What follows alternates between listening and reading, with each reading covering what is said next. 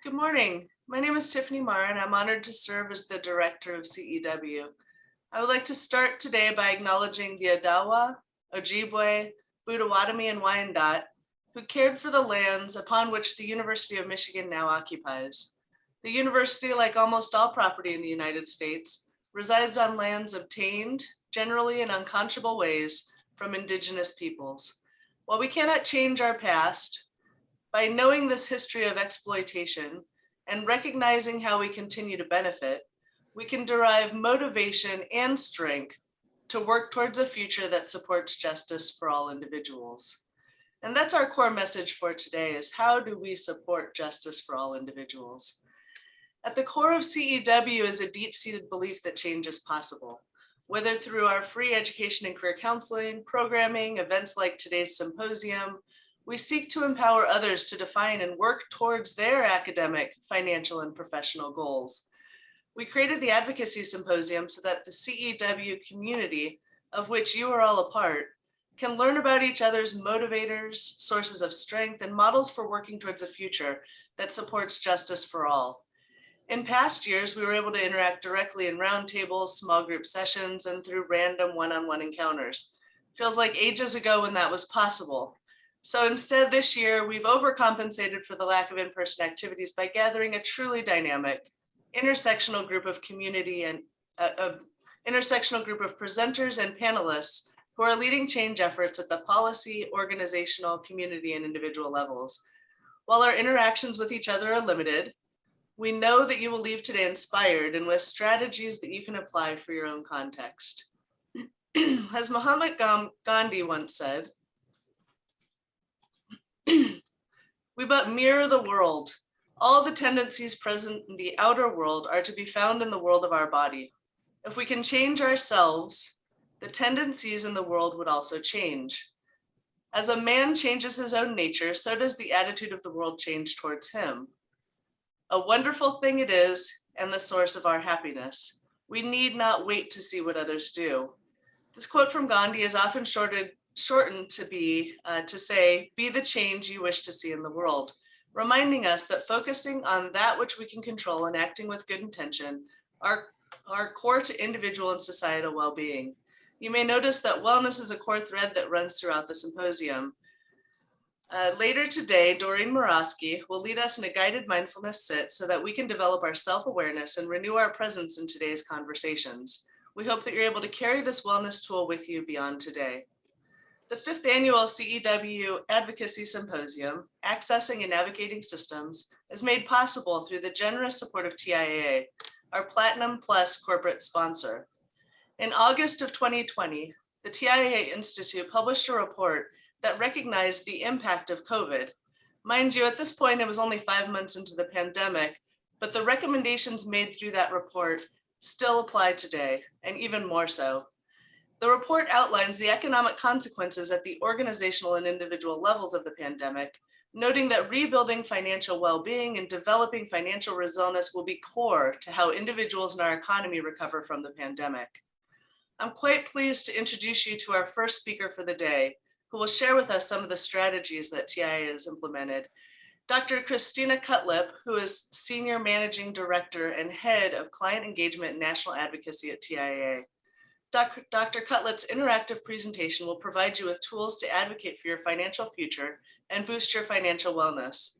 Dr. Cutlip is responsible for managing relationships with industry and government associations while also focusing on client engagement. Dr. Cutlip was named TIAA's Working Mother of the Year by Working Mother magazine, and she serves on the board of Council of Independent Colleges. She chairs the board of Almazi Collaborative Arts, a nonprofit organization that facilitates artistic collaborations between African and American artists and American artistic institutions. You can read more about her impressive professional and personal accomplishments on page 3 of the digital program. Please join me in the chat by welcoming Dr. Cutlip. Throughout her presentation, please ask questions using the Q&A function. Dr. Cutlip? Thank you so much for that warm introduction, Dr. Mara. I am just so thrilled to be here with all of you this morning. As members of the University of Michigan community, you are so lucky to have this Center for the Education of Women. We are just delighted to be long-term partners of CEW and want to thank you for this long-term partnership that we have. I also want to express TIAA's gratitude for being invited annually. For those of you who may not know, TIAA's relationship with University of Michigan goes back 102 years to 1918. When Andrew Carnegie started TIAA, University of Michigan was the very first university to sign up and belong to this very new organization. University of Michigan was a founding member of TIAA. And remember, this was before Social Security. So Andrew Carnegie's goal was to help those in colleges and universities retire comfortable. And here we are, 102 years later, still partners. And now TIAA is managing $1.5 trillion of participants' retirement money. So I just want to say thank you to University of Michigan for starting us off on the right path that many, many years ago. Now let's turn to why I'm here today. I'm just thrilled to be here to discuss a subject that is near and dear to my heart, financial wellness. For the next few minutes, I'm going to propose some actions you can take right now to help yourself, your families, and others achieve a secure financial future. We'll focus on solutions. We'll focus on the things that you need to do to change and to change your future, as Dr. Mara said. These are things I do myself, and you can easily do them too. To keep this session interactive, as Dr. Mara said, I invite you to submit questions and comments through the chat feature on your screen. We'll set aside some time to answer your questions. So what is financial wellness and why does it matter? Simply put, financial wellness means you are healthy financially, just like you want to be healthy physically and spiritually. It means you have the money to live comfortably, do the things that matter most to you, and be in a position to help those you care about. It provides security, and most important, peace of mind, which is very, very important for our spiritual and for our mental well-being. Unfortunately, however, financial wellness isn't something that comes naturally, at least not to most of us. To achieve it, you need to advocate for yourself, take action. You have to be intentional. This is a lesson I learned when I immigrated to the US from Zimbabwe at age 17 to attend college many, many, many years ago. I was in a foreign country with unfamiliar customs and practices. To succeed, I knew I would need to advocate for myself and for my financial future. A big part of that, of course, was pursuing my education, like many of you today. I saw that as the only way that I could achieve that long-term financial success. No one else could do it but me. This situation, of course, doesn't just apply to recent immigrants, like some of you might be. It's true for most everyone. You need to be your own financial advocate. And that means educating yourself on basic financial matters and doing the things that you need to do in your best interest financially. As Dr. Mara said, TIAA Institute research showed both women and minorities still behind on financial education. I won't go into the statistics since most of you already know them, but you can also find that information at the TIAA website under the PFIN index, which is research that we do every year working with Georgetown University. I read somewhere that a couple spends 132 hours a year trying to decide what to eat. 132 hours. So one of the things that I'm going to suggest is you take just 8 hours, let's say 12 hours a year. That's just 1 hour a month to plan for your financial future, and you're going to be golden. This is just, like I mentioned, 1 day a month, 1 hour a month that you can spend. And you can have peanut butter and jelly for dinner rather than have a gourmet meal or figure out where to go to eat. And that time that you're going to spend will get you financially secure for your future. So financial matters seem very complicated and confusing. And if we've all watched television programs that are talking about stuff that we don't understand, it actually isn't that complicated. And for most of us, we just need to not even listen to that and just follow the basics. And for most of us, the biggest assets that we're going to have are our home and the retirement plan that is offered through your employer. The good news is as a University of Michigan employee, you have access to some of the most effective tools available and a fantastic retirement program. You have a huge reservoir of support. All you need to do is to take advantage of it. To take that 1 hour a month and maybe call somebody that can help you plan for your future. Let's start with the university's basic retirement plan. It is a great plan, so start early. That's one of the things that we tell everyone. As soon as you join the University of Michigan, you should join the plan. And if you are already employed at University of Michigan, please make sure that you are part of that retirement program. I know the plan and its features can be a little confusing, but the main point you need to do is, just get started and talk to someone. As an eligible University of Michigan employee, you can participate in a base plan by putting just 5% of your salary in the plan, and you won't pay federal taxes or state taxes on that money, and the money will continue to grow until you withdraw it. You won't pay taxes or on the earnings either until you actually start the withdrawals. And best of all, by participating, you get a 2-for-1 match of 10%. That is a lot of money. And that is really enough to get you set up very comfortably for retirement if you take advantage of it.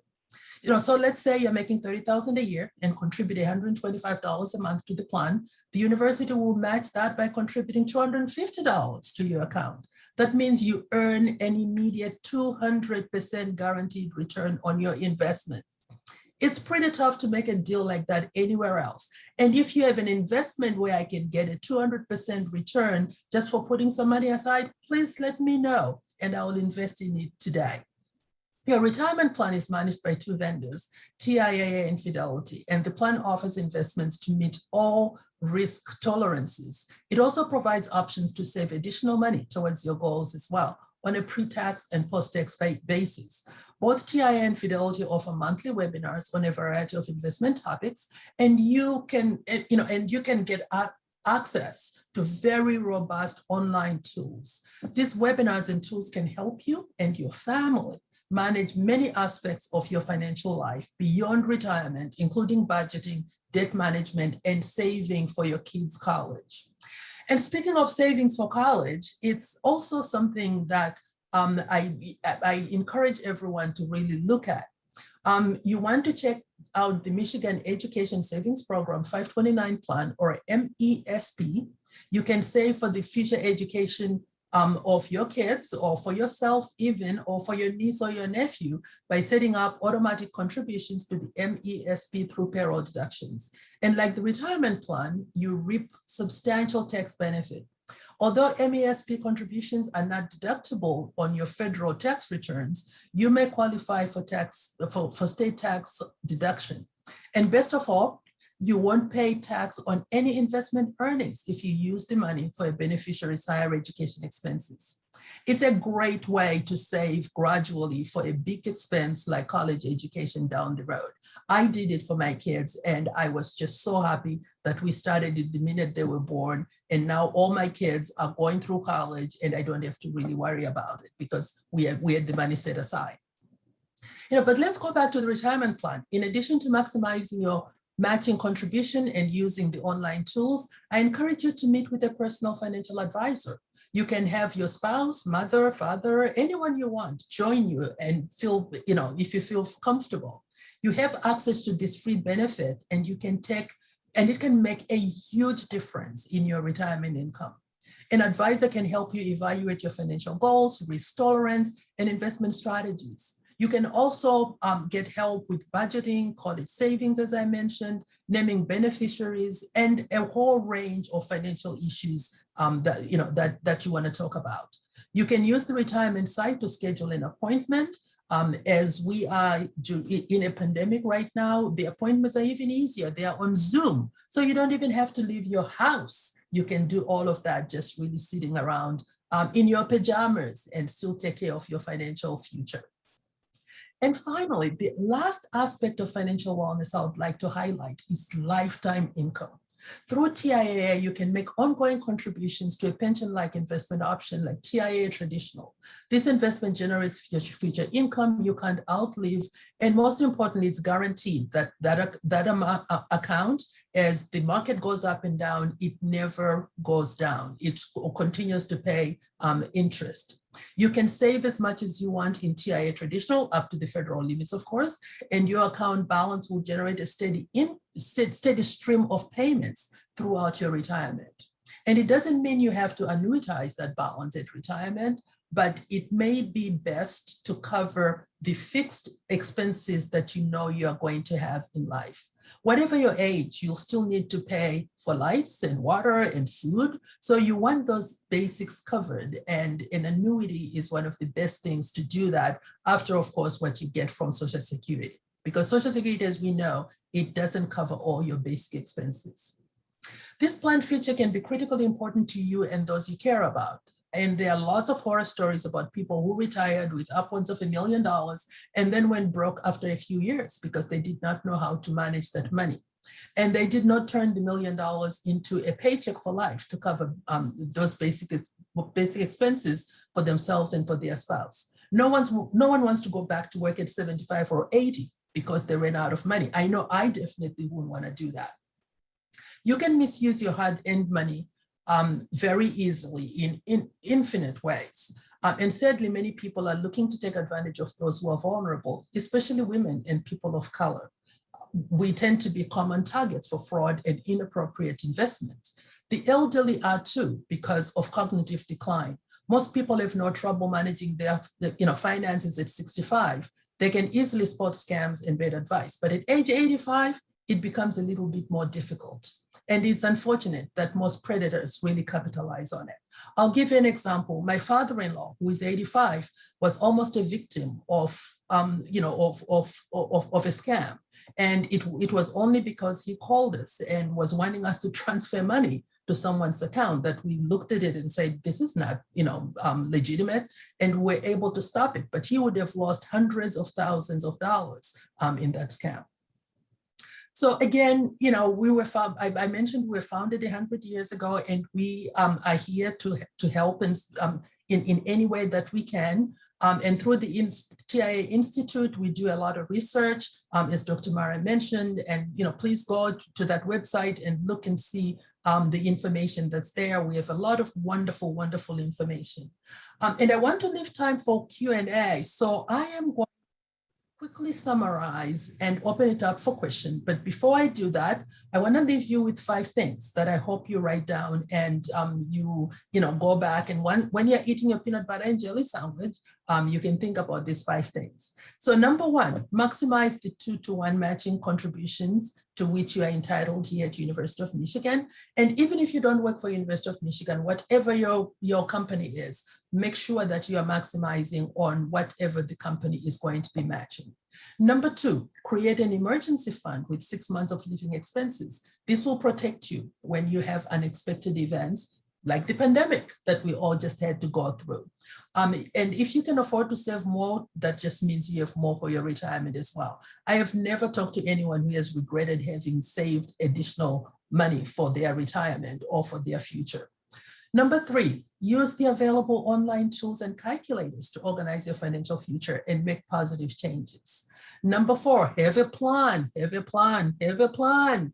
Meet with a financial advisor and get recommendations tailored to your specific needs and goals. It's free. You can't beat that. And number 5, take a leadership role and encourage others to pursue financial wellness. If you have a best friend, a niece, a nephew, encourage them to also take advantage of financial wellness and take advantage of whatever retirement plan they have access to. And as I mentioned, as a University of Michigan employee, you have a lot of access to resources through TIAA or through Fidelity. Take advantage of them. And I end with just one evening of peanut butter and jelly, maybe just what you need to be successful and to change your future. And with that, I am going to open it up to any questions that you might have.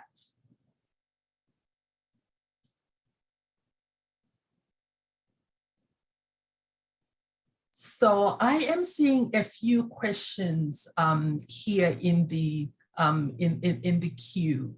One of the questions that I'm going to read is, how can I encourage my graduate students and new professionals to contribute to their retirement when they are focused on their current needs and short-term goals? The benefits of early and automatic deduction is amazing over 20 years. And I would say, absolutely. Starting early is really, really important. I do. The best way to encourage graduate students and new professionals is to just keep talking to them about why this is so critical and this is so important, and give them the math. I think, what did they say? Most people have to hear something 7 times for it to actually finally click. I know with my kids, it's more like 10 times for them to finally, actually listen to me, right? So I think with graduate students, it's just a matter of keeping on talking about it over and over and over again. And sometimes you just have to do what's best for them. Maybe walk them to the benefits office and ask them to really sit down and sign up $25, whatever they can afford. Because once they get started, even with a little money, once people start seeing how it compounds, they usually then see the light and start doing more. So thank you for that, for that question. And then one of the questions in the chat is, how do we maximize the 2-for-1 match? What does that mean? Well, what that means is really, if you can put $250 of your own money out of your own paycheck, you will get from University of Michigan $500. That is 2-for-1. You are basically earning a 200% on that money. All you have to do is to go to your benefits office and sign up if you are an eligible employee of University of Michigan. And even if you don't work for University of Michigan, whatever company or other college or university you're working for, they all have retirement programs. They may be a little different from the University of Michigan. Go to your benefits office or call TIAA, and we will help you, and we'll help you walk through the process. And the other question that is in there is, what questions would you recommend couples ask if they think, as they think about their finances? As a couple, I think one of the questions that you need to ask yourself is, how much money do you think you're going to need? So you need to do sort of a projection. Here's how much we make. How much money do we think we're going to need in retirement? How much money do we think we need for short-term expenses? What is your mortgage? Can you save at least 6 months worth of your mortgage and other expenses in the, in the short run? And then how much can you afford to put aside? So those are some of the basic questions. And if you have children, which type of 529 do you want? Do you want the state 529, or do you want to just put aside money in another 529 program so your kids can go to a private college versus go to a public university? Those are the type of questions that you need to ask. You have to start, of course, with your budget. What is it that you want to do? What type of lifestyle do you want to have in the future? And then you start with the budget, and then you just start systematically putting that money aside. And then what type of risk profile? Are you the type of person that, can swing for the fences and really wants to be, very aggressive? Or are you the type of person who wants to sleep at night, and so you want things that are a little bit more conservative? So, I guess I'll summarize and say the questions that you need to ask yourself as a couple. What is the budget that you can live within? What is the lifestyle that you want to have? How much can you afford to set aside in your retirement program? If you have children, do you want to put aside some money for a 529? And I think once you get started, you'll find that it is really, really easy to keep moving forward. And then the other question, and I'll answer this, and then I think I might be getting really close on my time. The other question that's in the chat is, payouts on annuities are statistically determined with life tables not to pay out all of what it is in them. So how do we avoid this loss? Great question. So I would say it is, payout annuities, of course, they are designed by actuaries. That is absolutely correct. And they are not designed, they are designed really to give you lifetime income for as long as as you live. So there is statistics where if you die early and you have an annuity, yeah, you might not get all the money that you put into the annuity out. But I'll tell you something though. A lot of people in higher education, in the not-for-profit, tend to live very long. And I can tell you at TIAA, we have thousands and thousands of people that are over the age of 100. Our CEO actually sends them flowers every year, and gets letters back, from them, some of them skydiving and doing all kinds of really fun stuff. If you are the type of person that has longevity in your family, and you know that you're going to live long, an annuity is a really, really good bet, because it's going to pay you until you turn 105, 100, whatever. But if you are not in good health, we don't encourage annuities. We encourage you maybe to do an annuity for a limited amount of time to guarantee that stream of income and keep the rest of your money where you can then get to it as you need it along the way. But the most important thing is to make sure that your basics are covered in an annuity. That way you don't worry about it. You don't have to worry about your lights, some of those basic things. So although yes, it's actuarial tables, we still highly encourage people to at least cover the basics. And then you always have to factor in your health as well into the whole equation. So I am looking at the time and thinking to myself, it's 8:58, and Dr. Mara, I think I may have gone over just a little bit, but I hope I'll still be invited next year to come back. Oh, absolutely. Thank you so much for sharing your information. And you're actually, according to my laptop, 2 minutes early. So Is it okay if I ask you one bonus question? Absolutely. All right. So now all of us have experienced the pandemic over the past year. What were the self-care practices that you applied to help you manage your stress and anxiety throughout the pandemic? Excellent question. And it took me a while, right, to get there. So for me, I go out walking every morning. I take at least 30 minutes every morning to go out walking. I also try every hour on the hour, and I'm not always good at this, to at least stand up. I have a standing desk, to at least stand up and walk around, so I'm not always, in my room.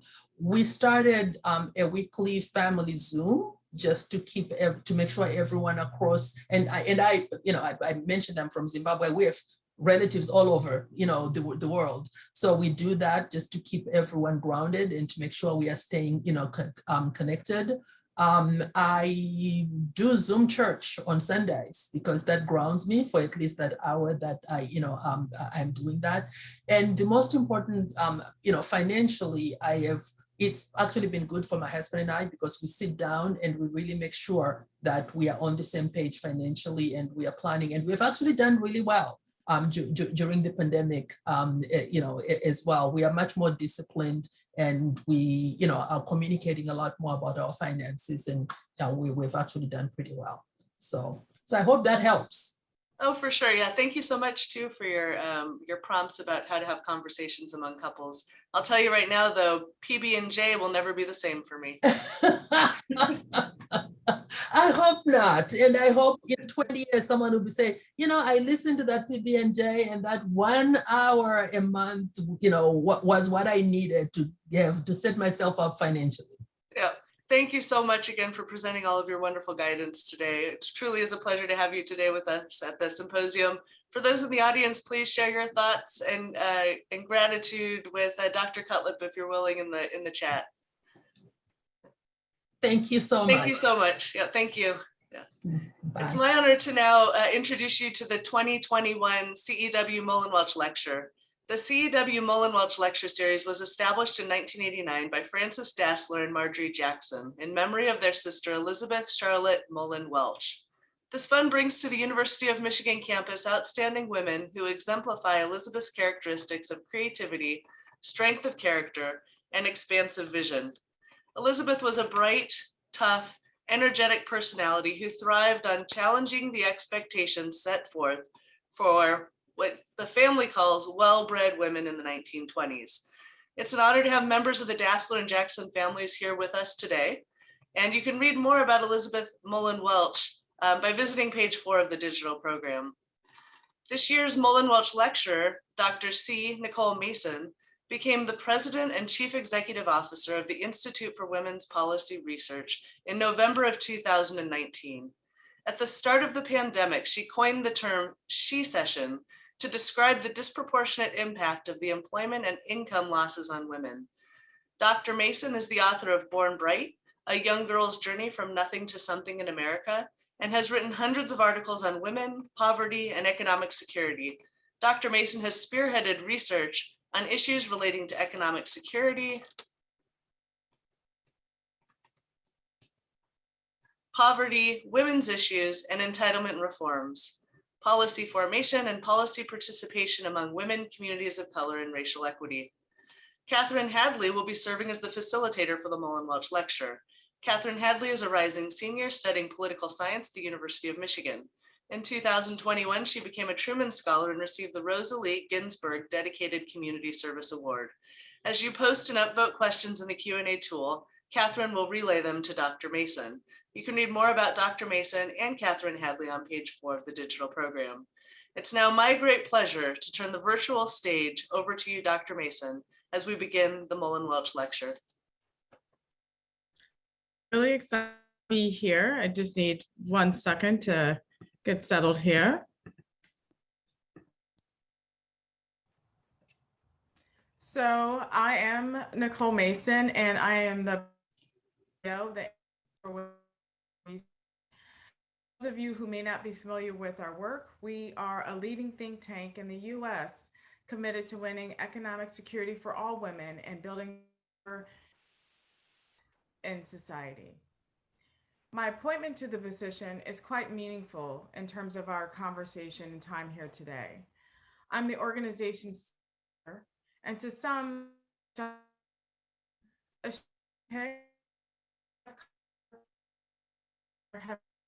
been I've been in countless decision-making rooms over the years, either the only one of a few women of color in the room. I'm usually the subject of inquiries to study, analyze, and diagnose. Policy is what will be done, the rules we will follow, and the resources we will have. Today, in my role, I'm the knower, the interpreter, and the driver of ideas. I am the diagnoser. I have the opportunity to not only interpret my experiences from a place of knowing and understanding of the complexity and nuance, but to lift up and to advance the solutions and strategies I believe will work and transform communities and lives. One of the biggest obstacles, though, to transformation and accelerating change are those who experience their own or lack of to make policies that are harmful or antithetical to building a more just and equitable society, and passing it off as the will of the people, as scientific or rigorous, as safe or beneficial to the most. We're living, as you know, in extraordinary times. Over the last several months, you've no doubt heard, because of the pandemic, we have a once-in-a-generation opportunity to get it right. It's not just a cliche or a filler in a speech, it's actually true. The decisions we make now about how we engage with others and how we show up with moral courage to support, protect, and provide for those with less power, privilege, and ability will determine our future and whether we'll become further disconnected or fully realize our shared humanity. There's an opportunity to build and create new systems and to try again, from the economy to healthcare to childcare systems to housing to the criminal justice system. We have an opportunity to build a more just and equitable society. I believe this moment is filled with opportunity and overwhelmed with tension surrounding how we, and if we can, make it to the other side. In my private time, I often think about whether or not the world I'm dreaming of is even possible. I become a skeptic and I become a cynic. When I turn on the TV or I'm on social media, I wonder how we can be so far apart, or how we can all witness the same thing and walk away with different interpretations about the problems, its causes, and its solutions, thus creating alternative realities. It can be very disorienting. But one of the things I know is that we've been here before. We've experienced these tensions before. We've witnessed the assertive push and demand from groups that have been marginalized, brutalized, and dehumanized for their full bundles of rights and liberties in society. We've seen during the end of slavery, during Reconstruction, through Jim Crow, the fight for civil rights by LGBTQAI, Blacks and women, and now through the Black Lives Matter and Me Too movements, this happened. Historically, the reaction to the demand for rights, the reaction to the demand of rights is denial, reconsideration, and we've seen big wins, but often those gains are met with, as legal scholar George Lipset says, with resistance, refusal, and renegotiation, turning triumph to hollow victories. Worse yet, it begets and creates it begets the creation and adaptation of systems to maintain systems of power and privilege. What I'm saying here, quite simply, is that when we have progress, what happens is that progress is often met with resistance and renegotiation. In my work, I've seen the power of using an intersectional framework and the power of coalitions to bring about and sustain big change. Truthfully, none of the wins we have come to celebrate over the last several decades were won by a singular group. Not women's rights, not civil rights, or LGBTQIA rights. An intersectional approach to policy making examines issues of social change and equality multi-causally and intersectionally to generate strategies that are inclusive and get to the root causes of the social problem. It also challenges single issue or myopic policy frameworks and models by encouraging organizations, policy advocates, and community leaders to look broadly at the root causes of discrimination and inequality. There are two starting assumptions that I think are really important for the model. The first idea, or the first assumption, is that we all have points of privilege and points of oppression. As a Black, queer, single mother by choice, I embrace all the identities, all of my identities. It's being all of these things in a society that is racist, sexist, homophobic, or doesn't value the experiences of single mothers. That is the issue. I also recognize that my education, class, and citizenship status places me in a position of privilege because all those things are valuable in the US context. Identities are not hierarchical, they are intersecting. An intersectional framework also pays close attention to the impact of race, class, gender, ethnicity, and other markers of difference on life outcomes and chances. Intersectionality recognizes that individuals and groups are shaped by multiple and intersecting identities. These identities often inform an individual's worldview, perspective, and relationship to others in society. In short, social location matters. So for example, growing up in a working class African-American community in Los Angeles, I had a really deep, serious fear of the police that has informed how I understand my relationship to the police today. And so when I see police brutality or when I see systems not responding in equitable ways to communities of color, I understand it because of my experiences. And when I hear other people who have not had the same experiences as I have with police, and they say, I don't understand, why is this happening? I've not had this experience. I understand that too, because we are all coming to the conversation and looking and viewing what we see happening through our own social location, our own experiences, and our lens. When we use an intersectional framework and approach, we understand how we all come to a particular situation and understand the story of what's happening and valuing those things. So we must be open to complicating the story, having our community and worldviews and assumptions challenged and revealed to us and made visible to us. An intersectional approach also helps us to see the connectedness of social problems. All systems and structures of discrimination and inequalities are linked.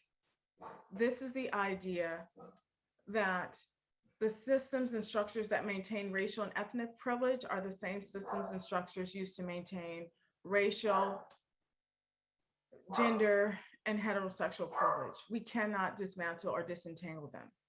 The unwillingness to see the connectedness means that the policy solutions and strategies created to address the problems are only partial. They are not whole, and as a result will be ineffective and won't get us to our ultimate goal. For example, it's difficult to address the issue of mass incarceration or the prison industrial complex unless we address educational inequity, community infrastructure, racial profiling and over-policing, disinvestment in communities, and the hand of corporations and for-profit businesses that see incarcerated bodies as profit and as a part of their bottom line. We have to connect the dots and link the systems and the institutions. Related to policymaking, an intersectional approach allows us to understand that systems and institutions are perpetuated and maintained and enforced by people. It's not mysterious or happening to us. We are, as individuals, make this, but when we have that framework and that perspective, we can also change them. But we also have to understand that some of us are and receive direct benefits from these systems, and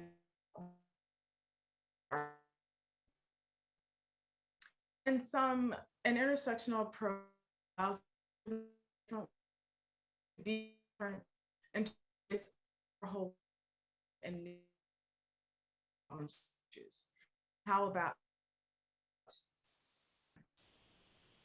longer optimistic or move with the very time for the freedom of everyone? I believe are in to be bold, to try new ways to do the system for them rather than just the few. We have to dismantle and admit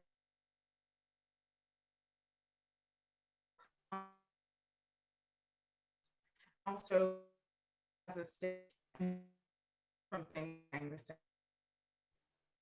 I want to this quote from civil rights leader Nelson. He says that justice. For me, the quote beyond fix broken systems. I think a more equitable justice they were all can thrive. This moment of our nation building move just equitable society. Everyone. Thank you.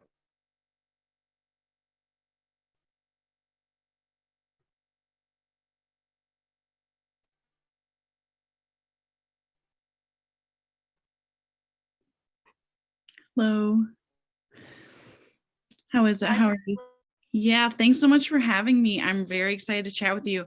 Would it be possible for you to repeat your closing statement? We had some issues with the internet cutting in and out during it. So sorry to. Which one is a closing statement? Not the whole thing. I can ask the monitors. Let me ask Aaron.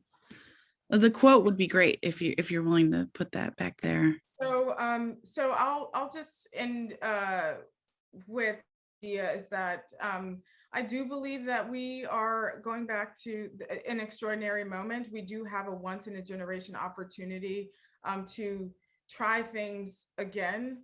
Today the issue is not one of articulating the problem. Data and evidence is important, but we know what's happening. Many of these issues are entrenched and long-standing.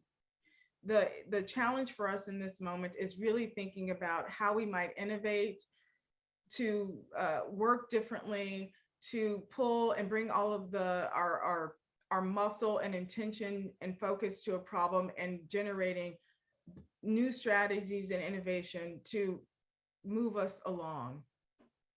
And the quote that I used was a quote from civil rights leader and advocate Bryan Stevenson. He says, "The opposite of poverty is not wealth. The opposite of poverty is justice." And for me, what this quote means is that we must go beyond incremental fixes to broken systems.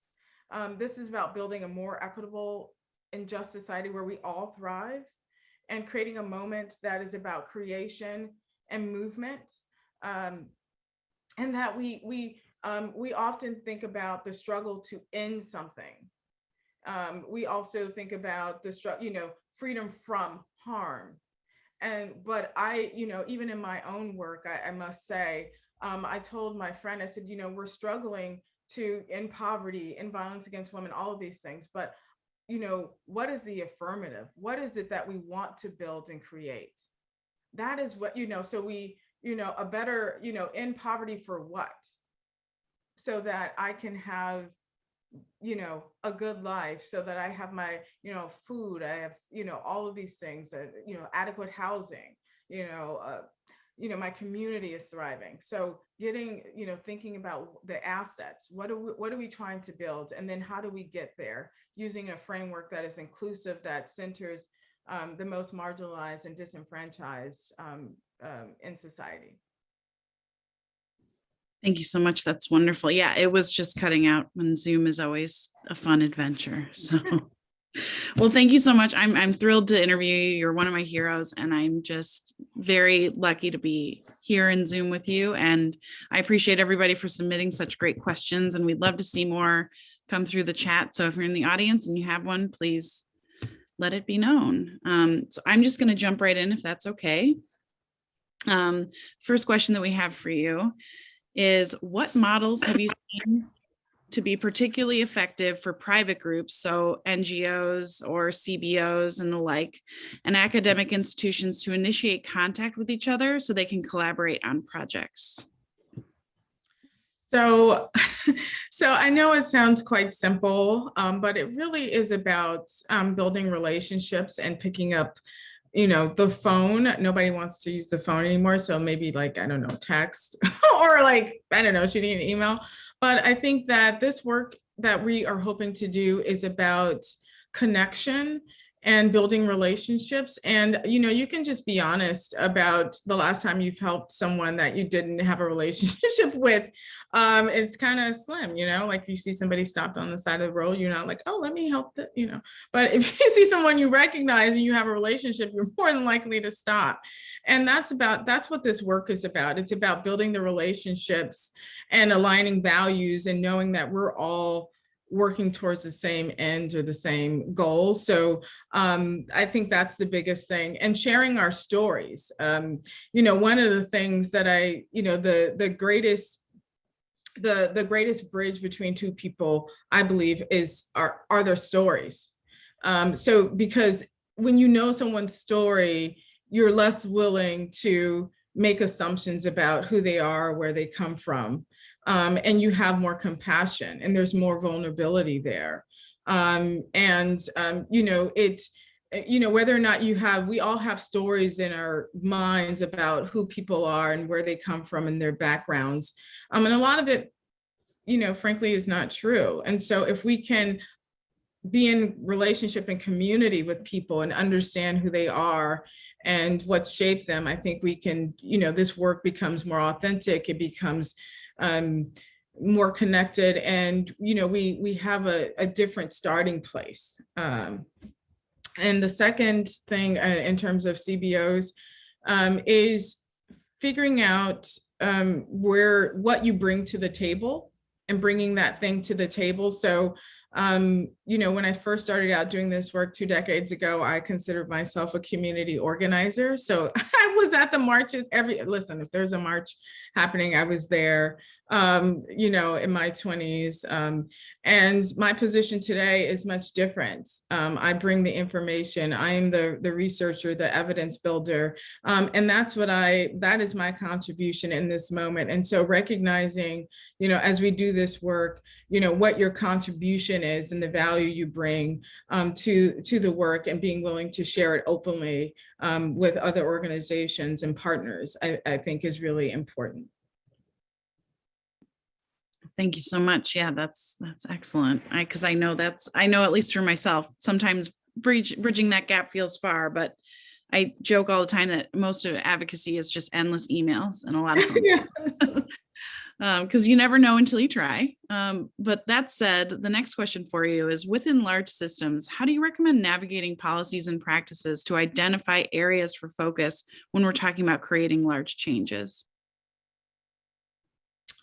So you're saying like so how do you? Yeah, like within a larger system, like let's say like if I'm looking at, state policy, or if I want to make a change within the system that I'm at, like U of M is a large system that we all work in and advocate for. So if I'm looking to make like U of M more equitable, how do I start looking at the policies and identify areas to focus on for creating change? So one of the things I'm a big fan of doing is mapping. So starting out with, let's say, whatever issue, whether it's the U of M system, or, I teach a course on gender and mass incarceration. And one of the things I do, for us to understand how all the systems are connected, is to map it, right? So criminal justice is in the center, and the problem we're trying to solve, whether it's, sometimes my students are, want to abolish the system and, reform the system. So it's a range of like tactics in terms of, or outcomes of what we are seeking. But I think until we understand the scope of the problem, like all the different pieces and the different players and the different pressure points, it's really impossible to think about the solution. So for example, if you are talking about the criminal justice system and mass incarceration, if you miss the fact that there are for-profit corporations that benefit from incarceration, if you leave that out of your equation and focus on issues like drug addiction or poverty, or things that are influencing the system but actually may not be driving or growing the system, then your solutions will only be partial. So with the U of M system example, mapping the change you want to see in the system, and then thinking about from admission to people in the seats, what are the inequities in each of those along the way, and who is influencing those inequities. And I would imagine, as in most big institutions, it's admissions all the way to professors, who's teaching, who's there, who's showing up. But then if we unravel it, who gets into U of M specifically, we can go back to educational inequalities across the US and all these other disparities. So it actually is much bigger than just the system of U of M. Thank you so much. That's wonderful. And now to just talk about something that I know, at least as myself or an advocate, it's burnout is a very real thing. And one of the questions was, mental health and resilience are crucial tools for activists to maintain while conducting complex advocacy work. What strategies do you use to sustain these areas in your life? And what are ways that advocates can connect and support each other to strengthen their resilience? So for me, again, and this goes back to what I was saying in the opening remarks, I try to focus on what I'm trying to, why, like what is the outcome I want to see. For me, it's it's a joyful life, right? A life with freedom and a life with harm, to be able to walk freely and not without the threat of, as a woman, as a Black person, the threat of harm. So what does that mean for me in my daily life? Like, how do I create those spaces in my daily, existence? And, I myself personally, because this work can be really hard, spend time with my friends or dance, go dancing, or these are just very simple things, or, laugh and, turn off MSNBC or CNN or unplug, or, some of these, because this work is so hard. I've been, in spaces where, you feel like, oh my God, this is just so overwhelming, or like, oh my God, this is so hard, or this is so traumatic. And acknowledging that and saying, but you know what? Today I'm going to go garden, or today I'm going to swing in a hammock, or today, because, I do think, as I hear all the time, joy, especially for people of color, women, marginalized community, is an act of resistance. And so, and I really believe that. And then, so carving out that space for those things. And then also, the last thing I'll say, and I know it was true for me, some of this is unsustainable over time. So I just want to be very clear about that. I mean, when I was on the front lines and organizing around violence against women, and seeing some of the things I saw with some of the women, because I was in direct service, it was simply unsustainable. And I had to, leave and then come back and decide what my relationship would be. And so one of the things I used to tell myself in my 20s, I said, well, Nicole, if the movement depends on you and your sweat, then the movement is in trouble. Like, if you're the only person, like, oh my God, if I take time out, or if I, realign myself with this work in a different way, then it's going to fall apart. Like, come on, like, you're not, maybe not that important, but also that, the work will carry on. Perfect. Thank you so much. That's wonderful. And then the next question is, are there enduring challenges that are a focus of your organization's change efforts? And in those cases, sorry, let me repeat the question, sorry. Are there enduring challenges that are the focus of your organization's change efforts? And in those cases, how has your organization modified its approaches to face those enduring challenges? That's a really good question. So I've talked at the beginning of our conversation about coming into IWPR. IWPR was solidly a second wave feminist organization. When I came in, had a, it was, the lens was not an intersectional lens. We approached the issue of economic security through a solidly gendered lens. And I would argue that it was a very traditional middle-class white woman experience. And so when I came in, I said, well, I want to have a broader framework that is intersectional and that is clearly racial, has a racial equity framework. Now, for an organization that for 30 years had been doing good work, but had some blind spots, that was a really tough transition for the organization. And, but, I was very clear that I didn't want to leave the existing staff behind who, hadn't been using intersectional and racial equity frameworks. And so they, wanted to support that growth because, that's what we want to do in this work. But also being very intentional about this is the direction that we are headed in.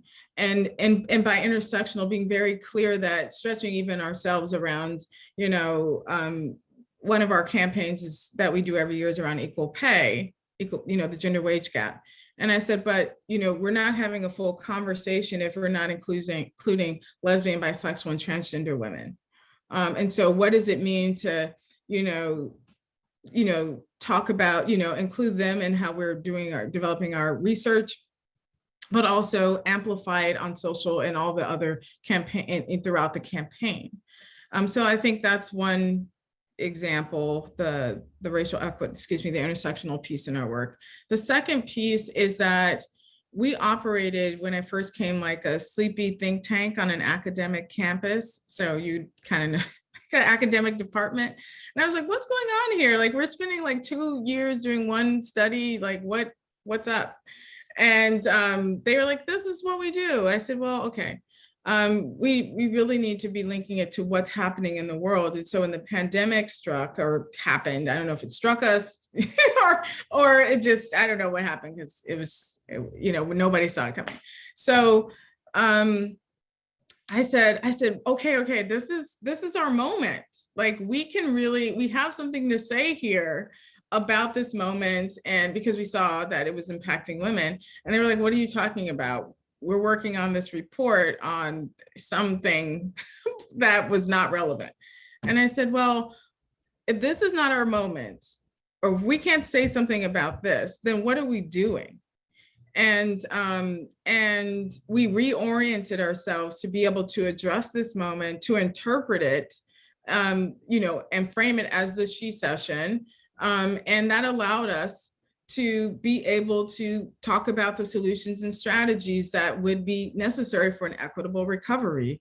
And I think we actually did a big service in the public sector, because if we had not seized the opportunity to frame it, we would have still been talking about this recession like we were talking about in the same way we talked about 2008 recession.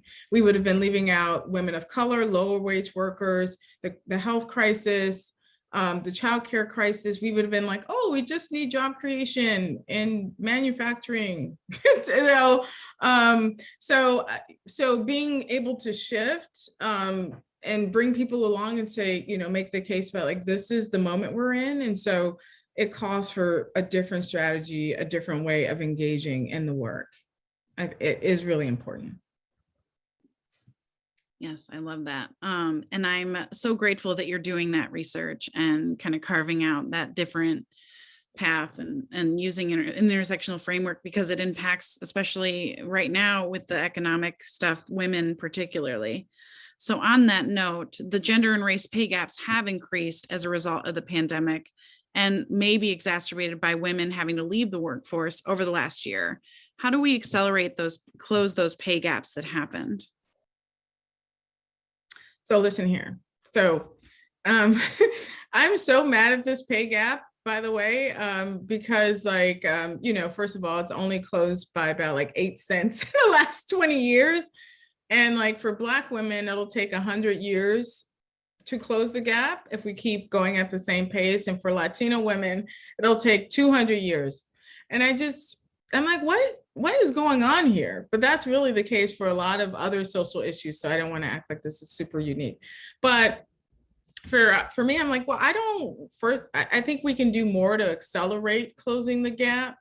And by that, I mean, it's not like somebody's not closing the gap. We're not closing the gap. We are the people that are not closing the gap. And so how do we, create policies at the federal and state level that encourage more transparency? We actually don't, the pay gap could be much larger, but we don't have private employer data. So we actually really don't know, because we don't require that they turn it over. So it could be worse than we know, especially across sectors. And I think in terms of accelerating, so let me just say this, the biggest problem I think we have at both the national and state level is who we as advocates, we do the work, we get up to the line and we say, hey, here's the policy that would actually be game changing for people. And we have public support for it. And then they say no. They say, no, we're not going to do that. And, interestingly enough, these men are not I gave it away. It's men.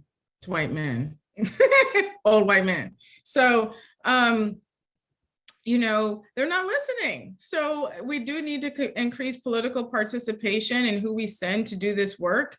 Obviously, the people who are there are amazing, but they're not enough to tip the scales in favor of the things we know will work. And will, for example, there is broad support for raising the minimum wage. I mean, first of all, it's only $15. So, and in the raising the minimum wage to $15 is really only part of the problem. Like, people need benefits, they need health care. So, we need a lot. I mean, it's not even a lot. It's just people need health care and paid time off. And so there's overwhelming public support. We did a survey, all women, most women, and all women of color pretty much said, yeah, raise the minimum wage. We want you to do that. We get to the line and they're like, no, we're not going to do that. So I think accelerating is about, sound policies that get us closer to where we want, and being very exacting in what those policies look like so that we can create the change. Holding people and businesses and companies accountable. And then third, changing who is, when we get to the line, who's making the policies, who's voting, who's, that at the federal and state level, I think would go a long way. I mean, I can tell you, if we had all, if we just flipped who was representing us and it was more reflective of our actual country, we'd be in a different place. Yes. And, one question that I had thinking of that is, when we're talking about reflective government, how do we talk people into running or advocate for people to even consider that? Do you have any advice for somebody maybe sitting on the fence, or, asking a friend to run, and what that could look like? So, So one of the things I like about someone like Cori Bush or AOC, is that these were two women or two people who said, I don't really know I don't know politics. I don't really have any money, but I'm going to try and I'm going to run anyway. And then they win. And then now they're in Congress and still figuring out, but there. Demystifying, I think one of the things that they help us do is to demystify how to do that. So for many of us, myself included, you're like, public office, I don't know, this sounds, whatever perceptions we have of public office, whether it's through, the West Wing or, I don't even know, MSNBC, you're like, wow, it seems very, so they demystified it. So that makes it a more obtainable, more, like we can do it. But there are really some obstacles. Like if you're a working mom, it's hard, right? It's hard to be a working mom or a mom with small children and hit the campaign trail. That's just hard. Money is a big issue. Especially now, like where campaigns cost millions and millions of dollars. And if you don't have the backing of your local party or your national party, it's really hard to do. So if we could take money out of politics in the same way, that would be awesome and great. And there are a lot of great organizations like Vote, Run, Lead, Emily's List, and a number of others, Engage, that support women running for office at the, from local office to federal office. And I want to accelerate that too, because we're seeing it now, like the fight over the childcare infrastructure, the human infrastructure is like craziness. Like, come on, we've just seen the devastating impact that the lack of adequate care infrastructure has had on working women and their families, and men too. And they're like, well, I don't know. I still don't see it. We're like, what is, or like my favorite example is Buffy Wicks, right? In the middle of the pandemic, she has to bring her newborn baby to vote. It's like, what? So it's just these things that sort of, when I think about why we want to accelerate, why we want to move faster, why we want to push harder, these are the things that I think about. Thank you so much. And I'm going to ask a few questions from the audience that popped up in the Q&A. The first one is from Sarah Birch. And her question is, as a woman of color, single mother / head of my household, how do I stir up good trouble without risking job security? I've struggled with that a lot. What is worth the risk and what isn't? So good trouble. So I'm a firm believer of doing things like, right. So there's like, I could go to, like lobby on the Hill, right? There's like that kind of trouble, like, or you can do trouble, make trouble in your own community. Good trouble in your, not trouble, good trouble in your own community. So I always say that like you could start, in your community, like the PTA is a site, your school board is a site, showing up and advocating is a site. Now, when I see people getting fired for jobs, it's not usually because they're like standing up for the PTA or equal, I was just reading, I'm just like, wow, these people just keep getting fired left and right for just craziness. Like, but it's not good trouble. They're not causing good trouble. They're actually causing the bad trouble that we're trying to get rid of. So as a single mom, because I'm a single mom by choice, but again, with I think enormous amount of privilege, especially now, but I am the only and primary breadwinner in my family. So losing my job would be quite problematic. But what I find helpful is engaging in a way that feels comfortable, that doesn't overextend myself. And it doesn't have to look the same for everyone. Like, I can go to the Hill because that is, first of all, that's part of my job, or that's what I do. But you in your life, like going to the Hill might not be the answer.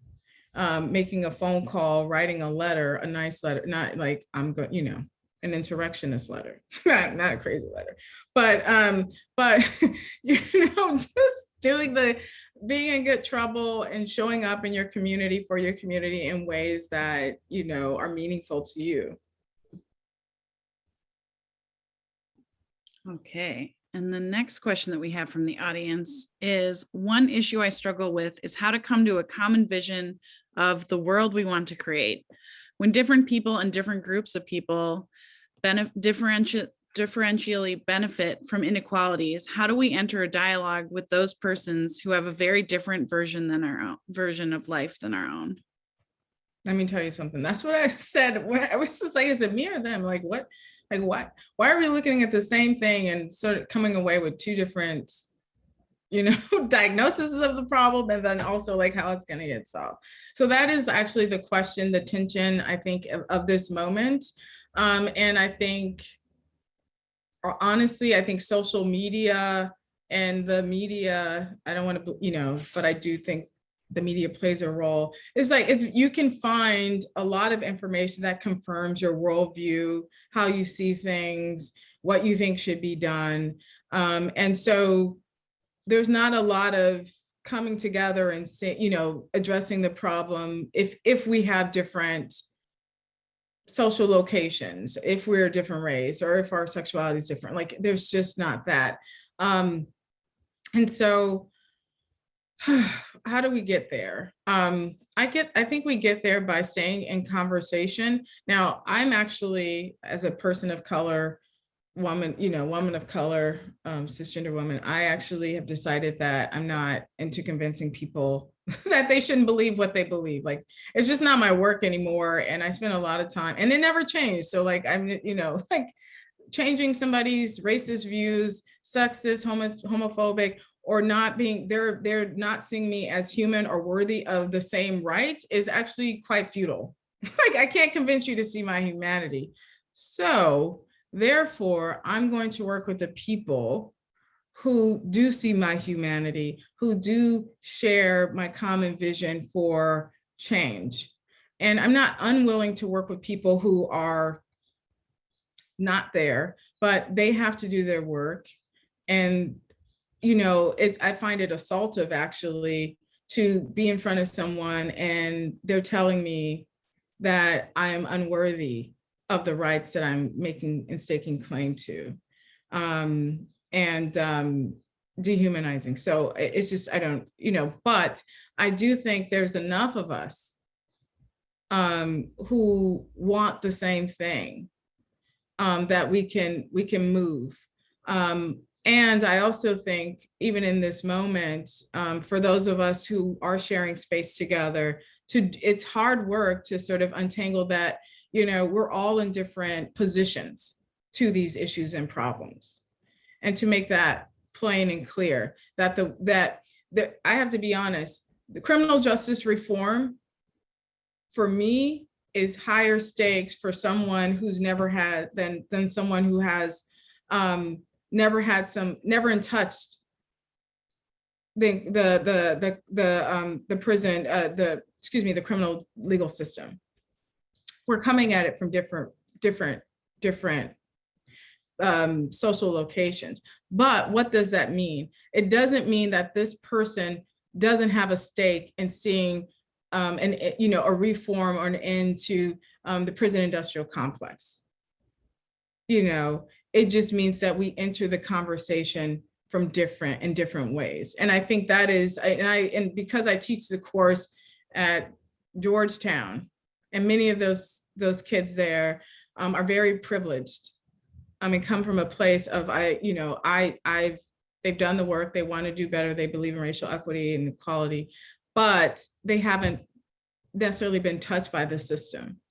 But they're showing up. And then I have students, the few students of color I do have, it's maybe 1 or 2 or 3 a semester, who have very real direct experiences with that system. But we're all in that room trying to figure it out, which I think is actually quite amazing.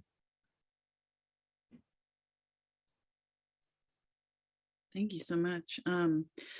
Another question we have is, I know you said that you did a lot of community organizing first. What drew you to research in policy, and what was your path like? So honestly, I was still working at the Batter. This is how I got to graduate school. I'll make a long story short. I was still working at the Batter Women's Shelter, and I was doing my community organizing work. And my friend, we planned to go to law school together. And she went and I didn't. She came to see me at the shelter and she said, "What are you going to do with your life?" I was like, "I'm doing it. Look at me." And I said, "Oh, well, I think I'm going to go to graduate school," because I had already started to see, when I would go somewhere and go to policy conversations, people would be talking about me and my communities, what I believe. I was like, I'm a part of these, communities, and they'd be all white, and they'd be like diagnosing and telling, poverty and this. I said, maybe if I get a PhD, if I go back to school and I get a PhD, I can get a PhD. This is, my 24-year-old mind. I get a PhD, and then I can come back into the community and do policy work. And then I can tell them, I have the same credentials. I can say, actually, that's not true. That analysis is not true.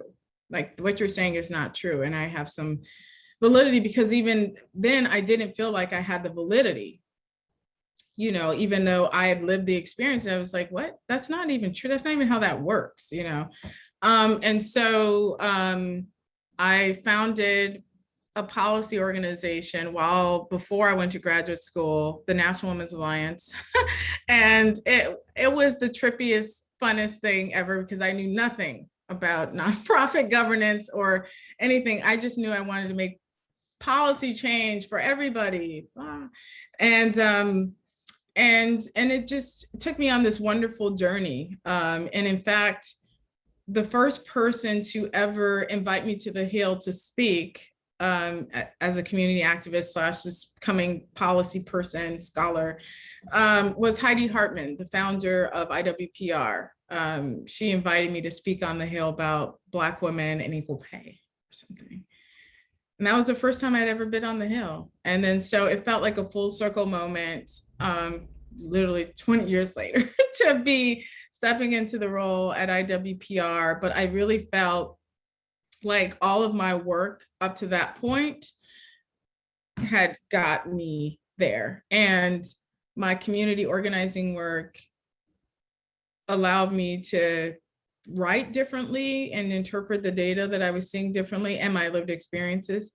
But also I could coalition build. I knew how to coalition build and work in partnership, and then knew how to cause good trouble if I needed to.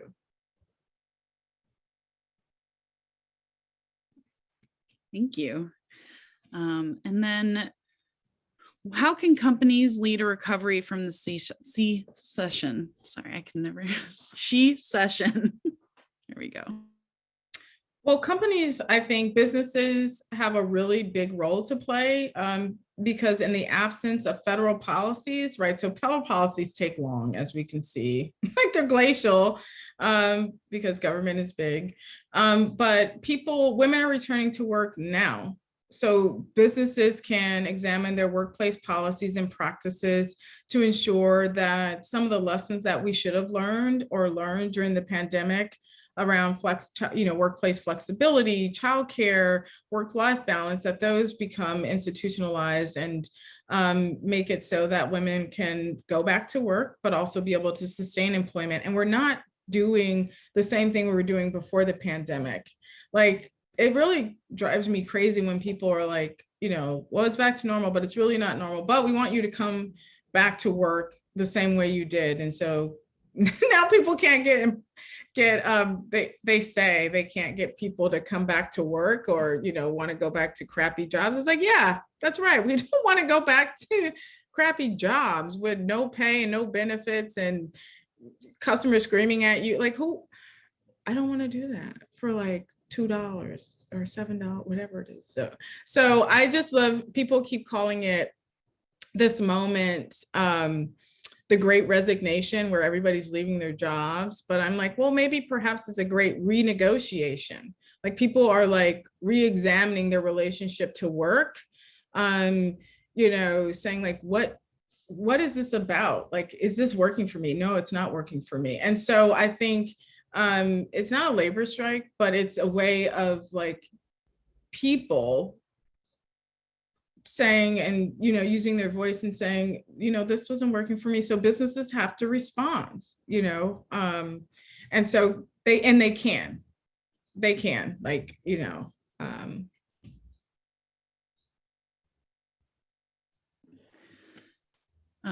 so you are a visionary. What do you see as challenges on the horizon? Well, good news is challenges on the horizon. Well, I mean, I think it's the same challenge that we've had. It's just figuring out how to do this work well and across our differences and across movements and out of our silos. This is like the perpetual problem, right? So like, it's not like, oh, violence against women, we need to end that. Like, we know that. It's like, how do we do that? Because nonprofits, social justice, community organizers they live in a racist, classist, homophobic, power hungry, society. So we're susceptible to many of the traps that, many other leaders are susceptible to. So, hoarding power, not sharing, not being authentic,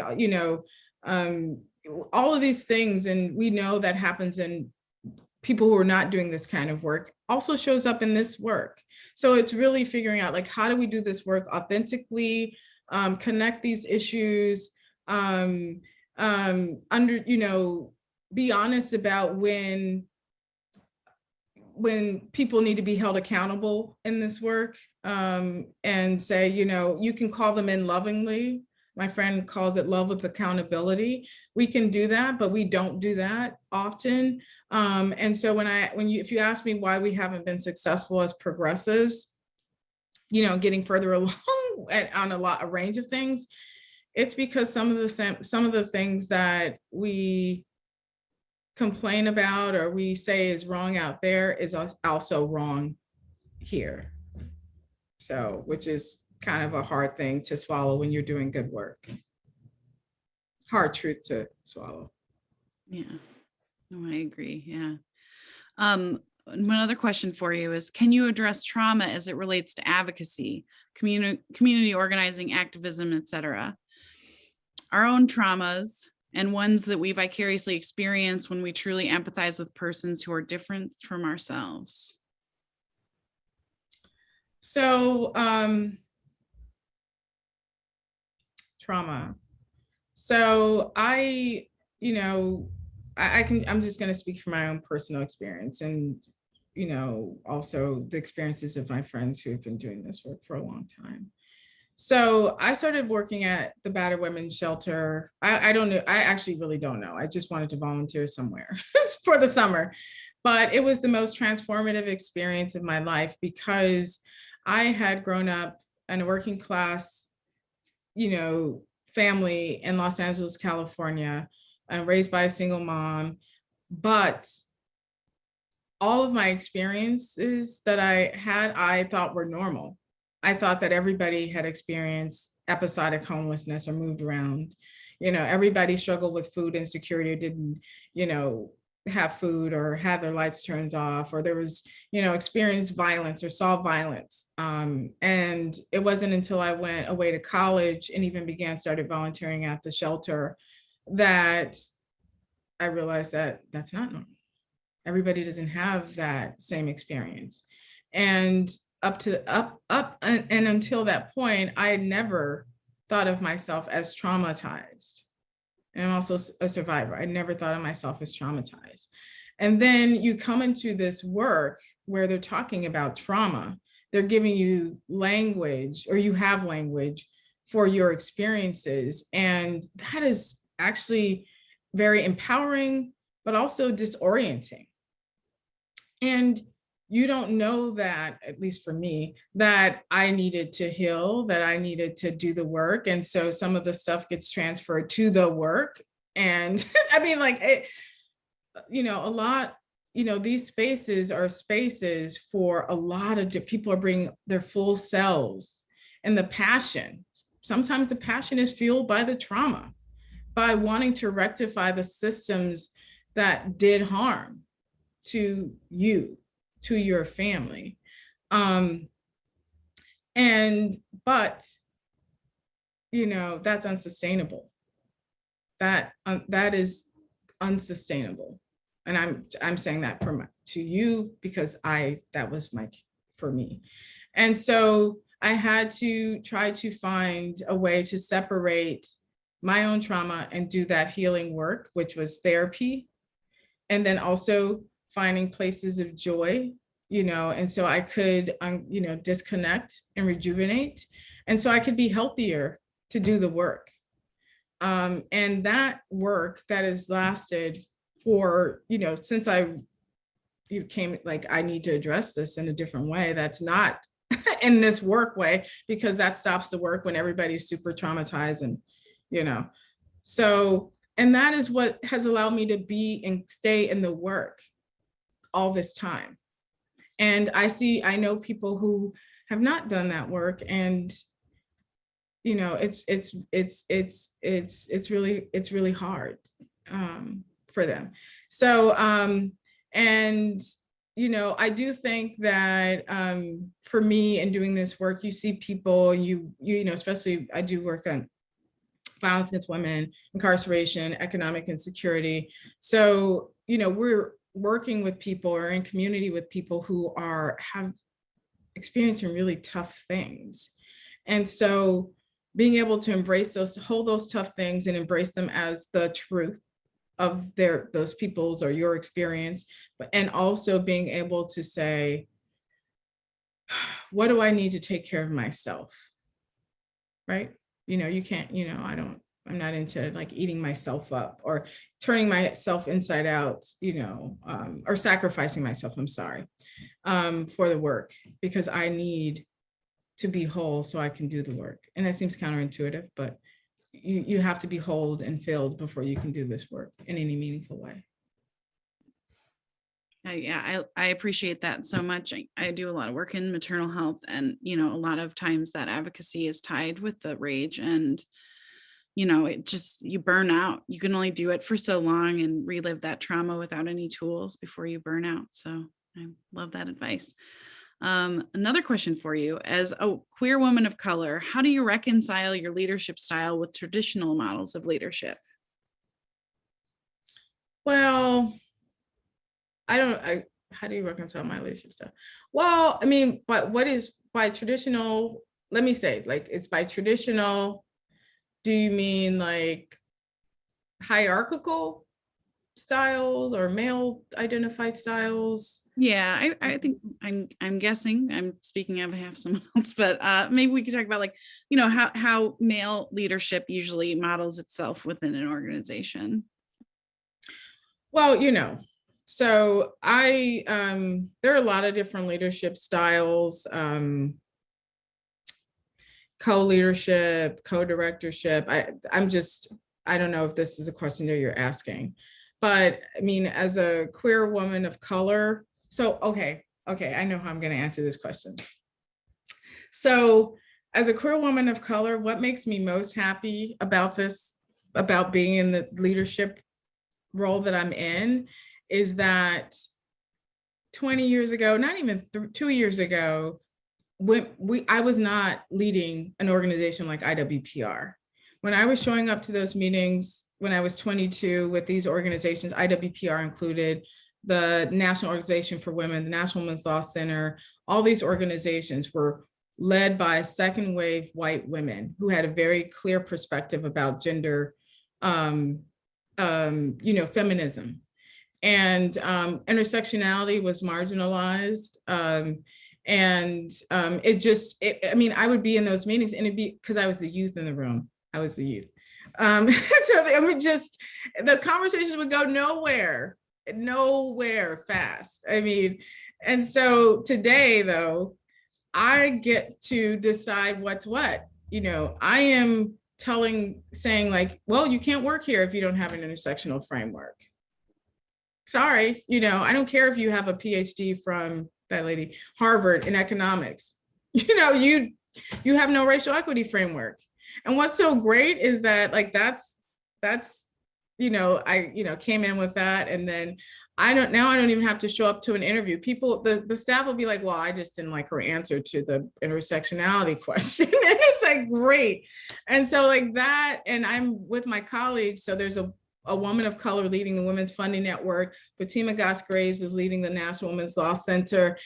There's just so many, Alexis McGill is leading Planned Parenthood. Let me tell you something.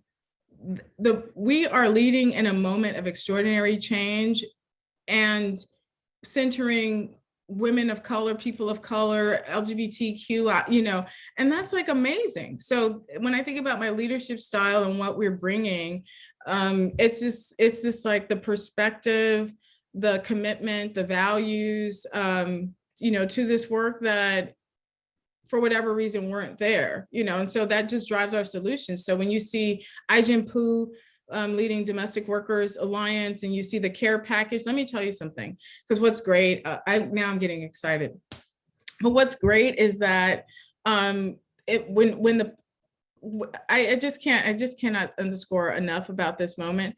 When you see those care policies and practices, when you see the Build Back Better policies, that's us.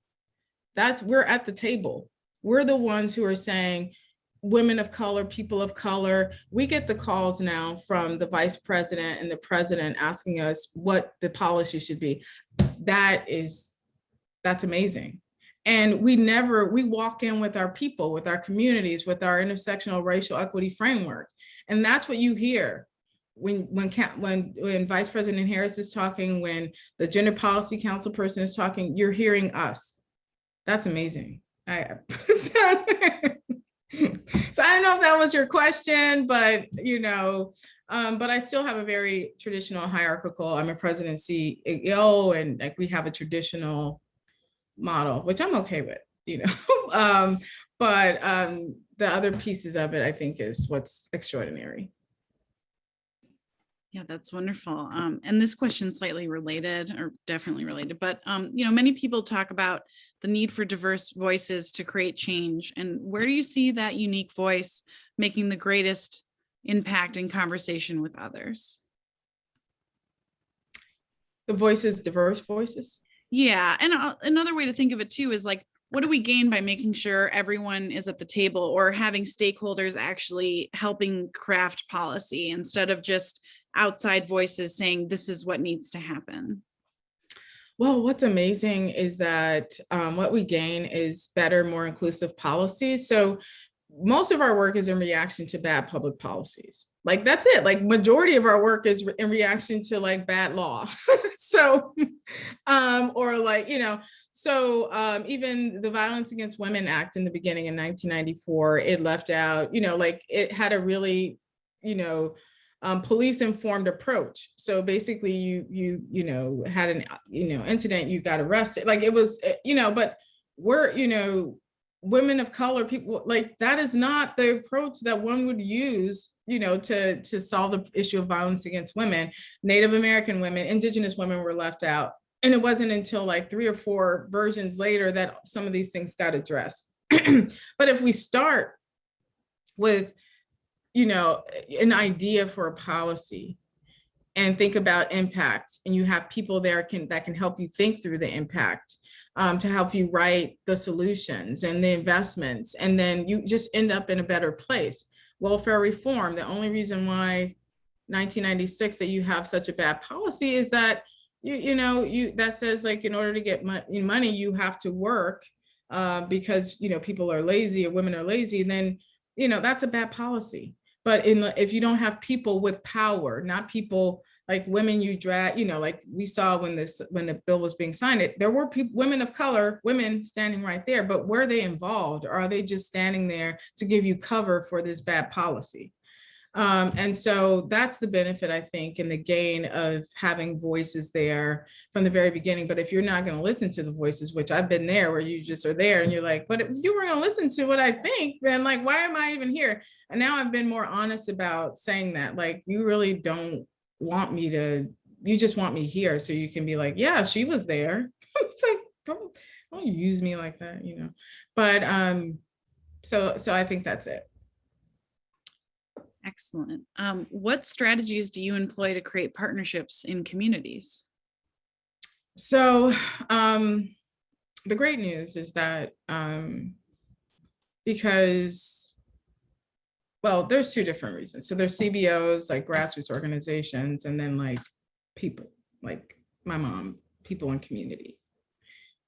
With the great news is that, you know, especially in the, you know, women's work and stuff like that, like the relationships that I had when I was 20 are the same relationships I have now, 24, 20, you know, you know, we're all still doing this work, unfortunately, or fortunately, I don't know. And so I continue to mine those relationships. Like this one woman who I used to do community organizing with, we were just 20, and now she leads Jobs with Justice. And I had an opportunity. Somebody said, I learned that she was leading, I didn't know she was leading Jobs Justice. They said, well, do you know any women of color who are besides, you know, because, you know, sometimes they're like, besides you, that are doing good work. I said, oh, well, you know, I hadn't talked to this woman since we were 25, 26. I knew she was leading Jobs with Justice. And I said, this woman, Erica Smiley, is leading this organization. Now, I don't know what she's over there doing, but I remember her from when I was 25, and I knew that we shared the same values. And I said her, you know, and so it's building it's relationships over time. And you know, when there's nothing at stake, when you're just idealistic, this is not about power. This is not about anything else. This is just about the good work, you know. I think the people who are most impacted, like, you know, in community, I think it's harder for me in my role today, because I'm president and CEO. So like, I'm not on the ground. So I don't even pretend, again, I know my role in this moment. But the truth of the matter is that people always ask, like, how do you bring women to the table who are most impacted or whatever? And I'm like, actually, I am the woman. So not today, but I know what I'm talking about because I have lived it. I've experienced it. My mom has experienced it. My family, I know who I'm bringing to the table and what this is about. and that's amazing. And so you have women at the table who have directly been impacted by what they're saying should be happening. And that's amazing. And this is a question from the audience again, and it's how do we fold back immigrants in this moment when their community pay is the highest of enforcement systems? I'm sorry, I might be reading this wrong. How do we fold back immigrants in this moment when their community pays the highest price of enforcement systems as what we see at the border? However, their orgs struggle for funding and representation. So listen here. So I was just in this conversation with the funder about just this very question, right? So there's, I mean, and it might have shifted in the last couple of weeks because of what's been happening at the border.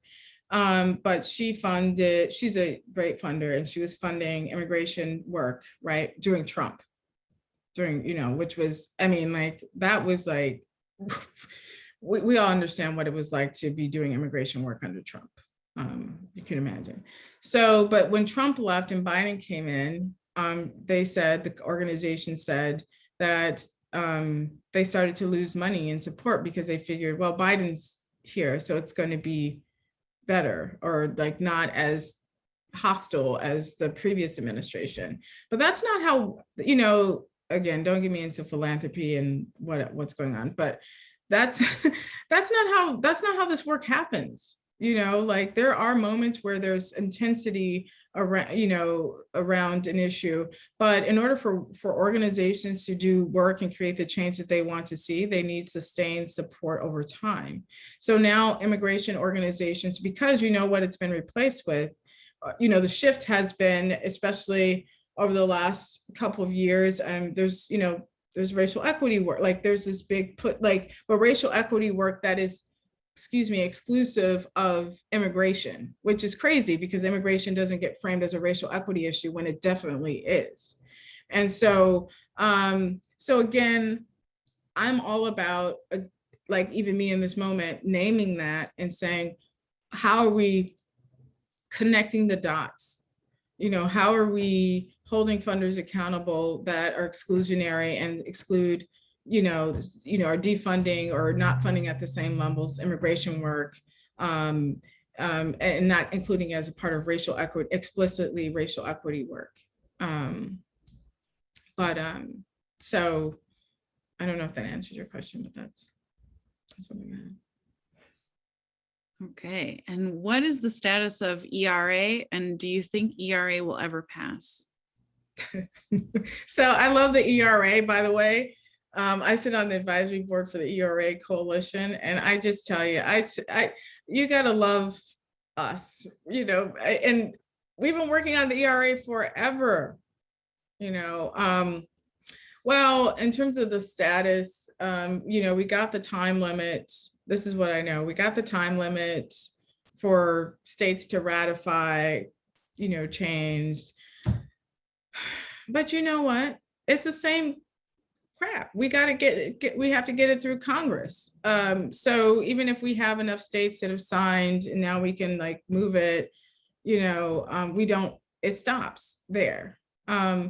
There's a really wonderful book by, I'm looking at it right now. It's called How We Lost the ERA. I can't think of the one, but it's really great, but it talks about why it is that we didn't win the ERA, why we lost it.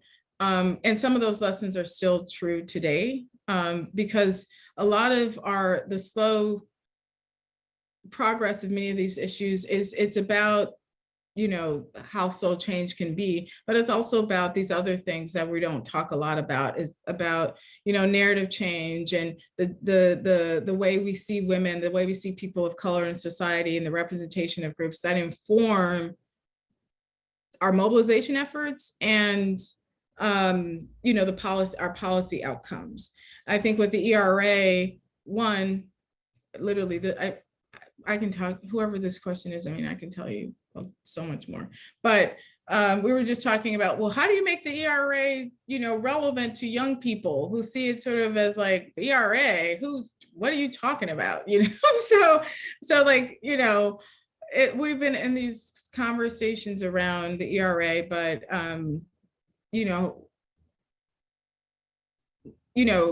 and we've also, as a research think tank, been thinking about like, well, the states where they have signed the ERA, are they more friendly to women? Like, what are their policies? Like, what are the like, how are women doing? What's their status? Because we have a status woman in the states.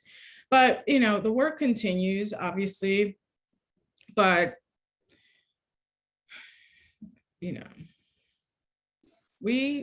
people are dying. No, I don't know if they're dying, but we still have a long way to go in terms of like the political representation. Like, like when you think about, there's systems and there's policies and stuff, but that is really one of the biggest issues in terms, like even like Voting Rights Act. It's not the people don't want voting rights protected. It's that people at the federal level are not doing what we say. Or maybe they are doing what some people say. I don't know. Yes. Yep. It's a frustrating moment for many advocates. I know I worked a lot on minimum wage and we were very close. So yeah.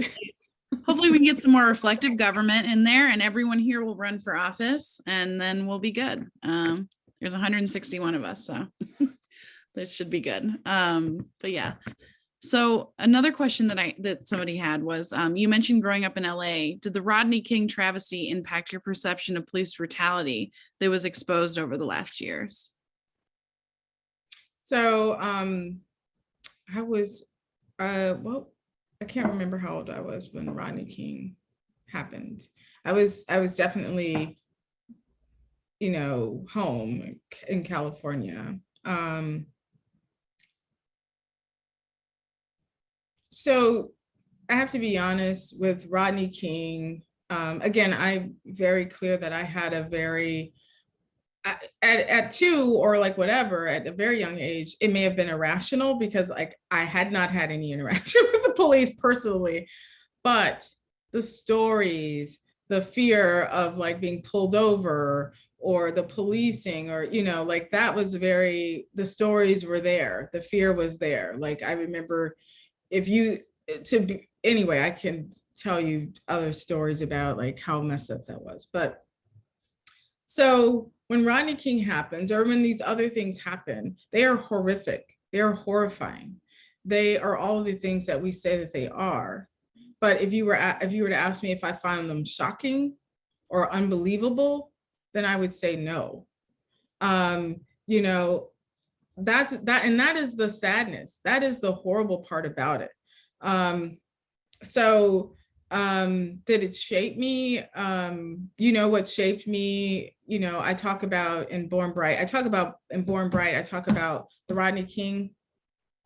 I was in high school. That's what it was. I was in high school and I remember the teacher, I was in advanced placement classes, right? And advanced placement classes in the neighborhoods where I lived were all white. Like, so if there were white kids, I don't even know if the kids were smart, but if they're white kids, they were in advanced placement. I'm just saying. And then it would be like me and like one other kid. And I remember the principal coming around and telling us not to leave the class, right? But it was specific to our class. And I was just like, what is going on? What is going on? And I realized, I was like, oh, because there's all this racial tension and I am where the white kids are. So this is a warning. And I remember that. But one of the other things that profoundly shaped me was the killing of Latasha Harlins in California. She was killed going into a store owned by Asian Americans, like a corner store, and she had money in her hand and the drink, and they thought she was trying to steal a drink, like a $2 soda, and they killed her. They shot her. And she looked just like me. We were the same age, maybe a year apart. And I used to do the same thing. And I used to go into those stores. And I remember, when we talk about tensions, right? Racial tensions, There's a store in your neighborhood and the people who are serving you don't like you. They don't want to see you there. They look down on you. There's disdain, and it wasn't just food. It was where I got my clothes. It was all these things. But because of the racialization of people and groups in the US, we were conditioned, or they were conditioned, to treat us inhumanely. That's what I remember. Thank you so much. And one question that I have is, what advice would you give to somebody just starting out? Or if you could go back to when you were just freshly graduated and give yourself advice, what would it be? Oh, I was such a knucklehead, but also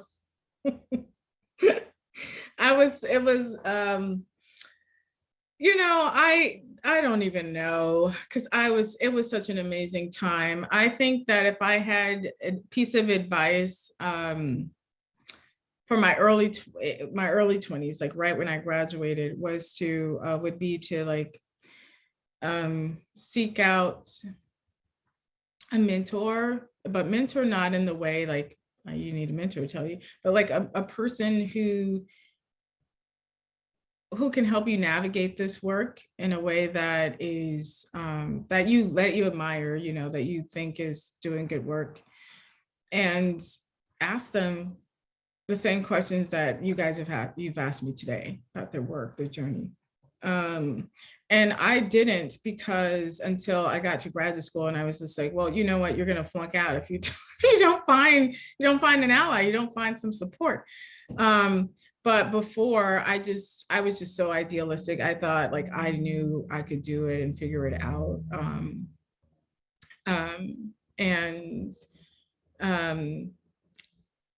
I didn't know what the hell I was doing. So, which was great, but I feel like I could have saved myself a lot of going in circles had I just said, hey, how do you do this? Or like, have you ever experienced this? But so, ask for help. Yeah. Maybe that's all I'm saying, like ask for help. Excellent advice. Always the best. And I believe this will be our last question. And that is, how can we best activate intersectional groups around common causes? Well, it just really depends. So let me just give you something, or tell you something, is that like, nobody really know, like if you do, like fortunately I've been doing intersectional work for a long time and like lead with the racial equity framework, but you'd be surprised, most people don't, most organizations don't, or if they're working on a single issue, like say, I just keep going back to this one, the criminal justice system. So the criminal, advocates who work on criminal, legal, or justice issues, or, prison industrial complex, or whatever, it's very male-centered, right? So the solutions and strategies are very, male-centered, or don't take into consideration the experiences of women who have been incarcerated, which includes, mothers, majority are mothers, majority live in poverty, majority women are there for quality of life crimes. So it's not like that, this is, they're not, not murder. It's like, I was trying to survive in a, classist, racist society, and I wrote a bad check, or I shoplifted food, literally these, and so, but when you are doing criminal justice work, especially with an organization that does not have an intersectional racial equity framework, offering it up as a way to broaden the work, to get us thinking about broader solutions, because when you do, then the solutions and strategies and our tactics will change.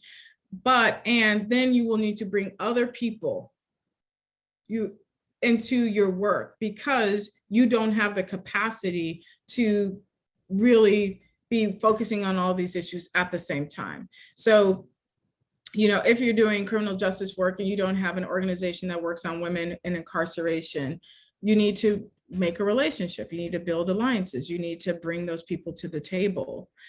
But with the caveat that when you bring new people to the table, they're going to alter the work. They're going to ask different questions about, like, why are you doing it this way? Or can we do it this way? Like, so, and most organizations don't want to change. They're like, well, I like the way we were doing what we were doing. And the last thing I'll say, because this is the last question, is that all tactics are on the table, right? So if there is a place for a march in the street, a protest. There is a place for, direct advocacy and lobbying behind closed doors with legislators. There is a place for research and evidence. Everybody can have a role to play. I think TIAA has a really great model for who, the kinds of roles that people can play when they're organizing. And I think using an intersectional framework, you need to, understand that and the different kinds of strategies, but also who needs to be at the table so that you can have a truly reflective intersectional and racial equity framework and approach. Well, thank you so much for letting me ask you all these questions. It's been an honor and I'm very grateful. Thank you. Thank you. It's been great. Yeah, Kat and Dr. Mason, thank you so much for answering all of our questions so profoundly. If I may, it's my new model for today. Can I ask one final question to both of you? All right, it's kind of a silly one, but imagine you have a magic wand. What is the one thing that you would change right now that you think would make a huge difference in the US? Kat, I'll let you go first. Okay. I would say in the work that I do, that people would listen to women. A lot of what my work is doing is just trying to get people to really listen. And I think that if we could come to the table and be really heard, that hopefully some things would really start to change. And not just women, but, also just who's not at the table when we're making these policy decisions and these executive decisions. So whoever is not at the table gets a seat and they're listened to, and that's what I would do. Well, if I could rave today, there's a lot of things, but the thing that I've been thinking about, I would have universal childcare, like free universal childcare, because it would transform so many things, including women's relationship to work. But if you didn't, families can spend up to 30% of their money on care. Single mothers, low income mothers spend even more. Everybody needs care. But if you didn't have to spend that money and nobody paid more than 7% or even less, $50 a month, which by the way happens in other countries. Could you imagine the kind of money that families could use for housing, for food, for other necessities, for college savings, like all of these things, we see so many economic benefits and the burden for care mostly falls on women. So that's one thing I would, if I had a magic wand today. Yeah, that's great. Yeah, I saw Kat cheering because she's fighting for that at U of M in different ways. Yeah. Yeah, thank you both so much again. It has been inspiring to hear both of you and the questions asked. We're going to transition into a 10-minute break. Please add your words of thanks to the chat while we're over break. And we'll return back to award the Carol Hollenshead Inspire Awards and have a brief mindfulness set led by Doreen Murawski. So 10-minute break. We'll be back shortly at about 10:40. Good morning. My name is Doreen Murawski, and I'm currently serving as the Interim Associate Director of CEW. I'm delighted that you made time to join us today. In a world full of complex problems, increased polarizations, and systems that often maintain unjust policies and practices, today we come together to showcase and champion individuals who are creating positive change. Through sharing their work and perspectives, this morning's speakers Christina, Cutlip, Nicole Mason, and Catherine Hadley provided examples of using their voice and talents to spotlight inequities and ways to create lasting social change. We appreciate their focus, passion, and persistence in the work they do, and for being with us today.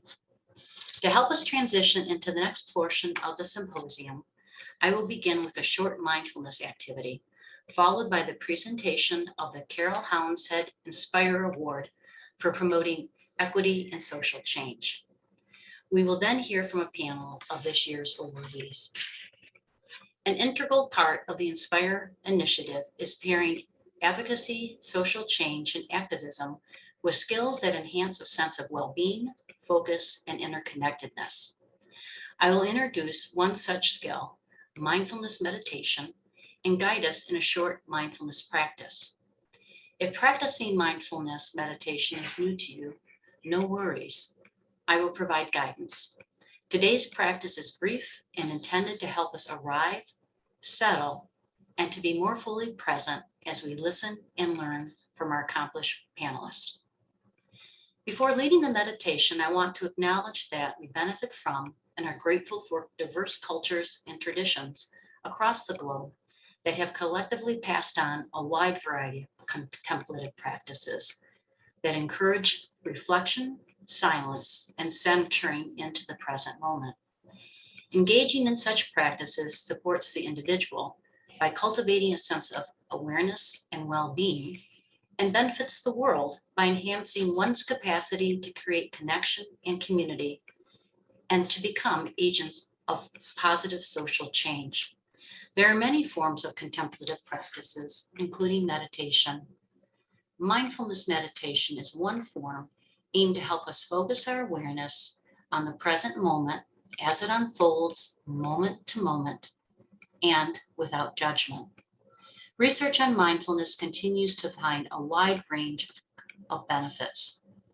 In short, mindfulness may be viewed as cognitive training that bolsters our ability to handle stress, poor mood, and threat. It also increases our capacity to focus our attention on what is most important to us and to be more compassionate to ourselves and to others. For the next few moments, I invite you to pause, silence, or actually turn off your cell phone.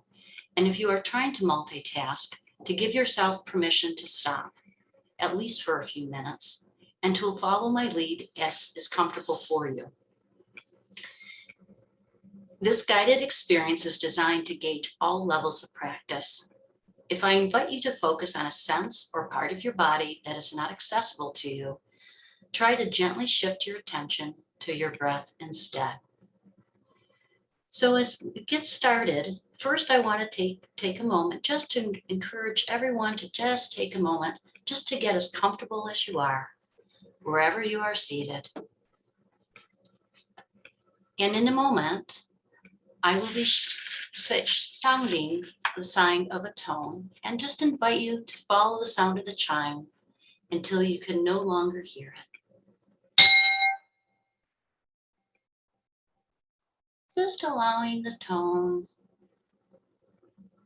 to resonate with you.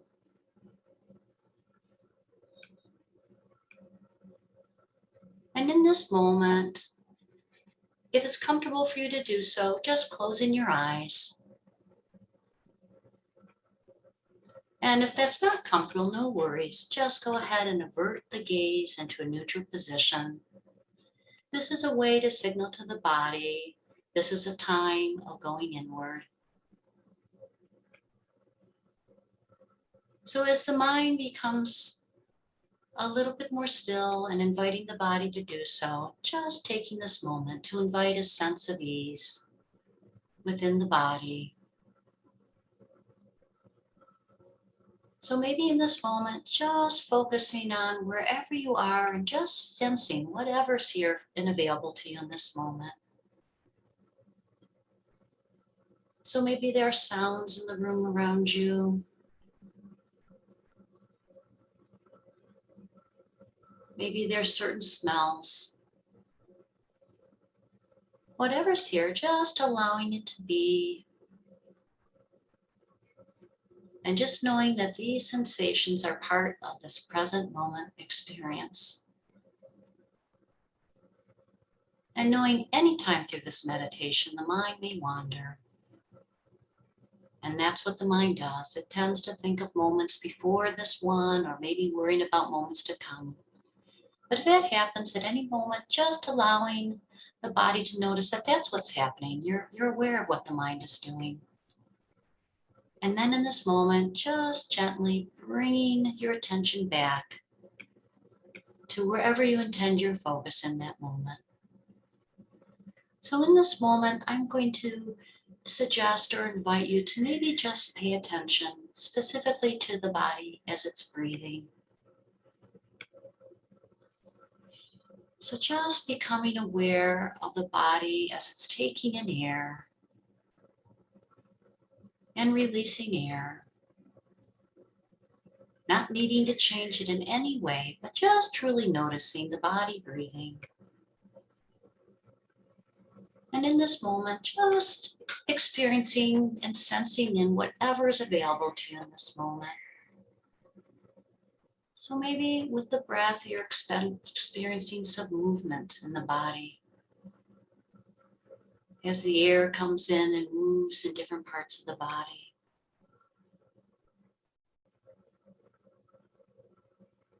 Or you may be aware of a temperature. Maybe the air that's coming in is a little different, a little cooler than the air that's moving out. Whatever's here for you in this moment, just allowing it to be without judging it in any way. Just allowing the mind to just rest on that experience of the body breathing. And maybe in this moment, paying particular attention to the body as it's resting on the earth.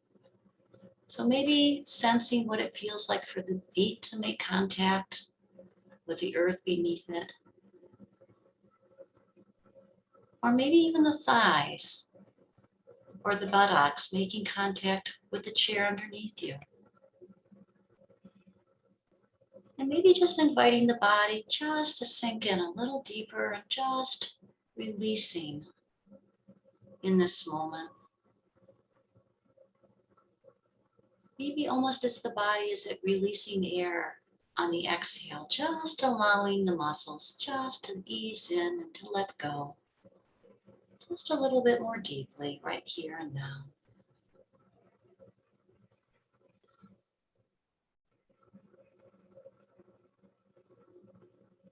And in doing so, if you find any places of discomfort in the body, just noticing that they're here and part of this moment.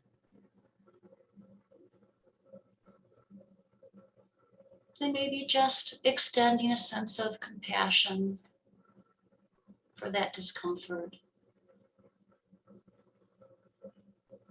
And maybe even offering the breath there and inviting just a sense of ease, if that's possible for you in this moment.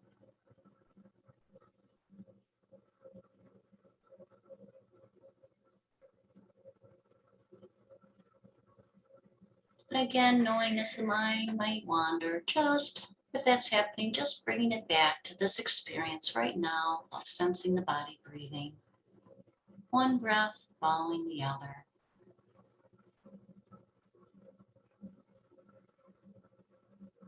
And now maybe in this moment, just expanding the awareness a little bit further out. And maybe just noticing, although you may be alone and wherever you are zooming in from today, that you're also part of a larger community of people that are also here, welcoming and experiencing this moment together.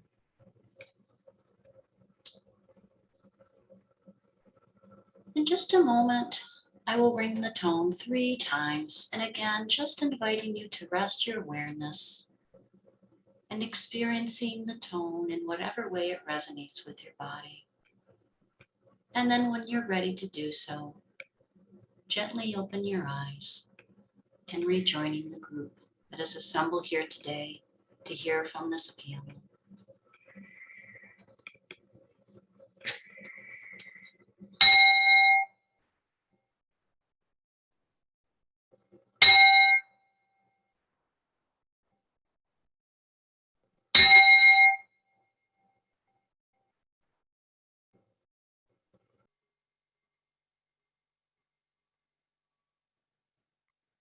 Welcome back.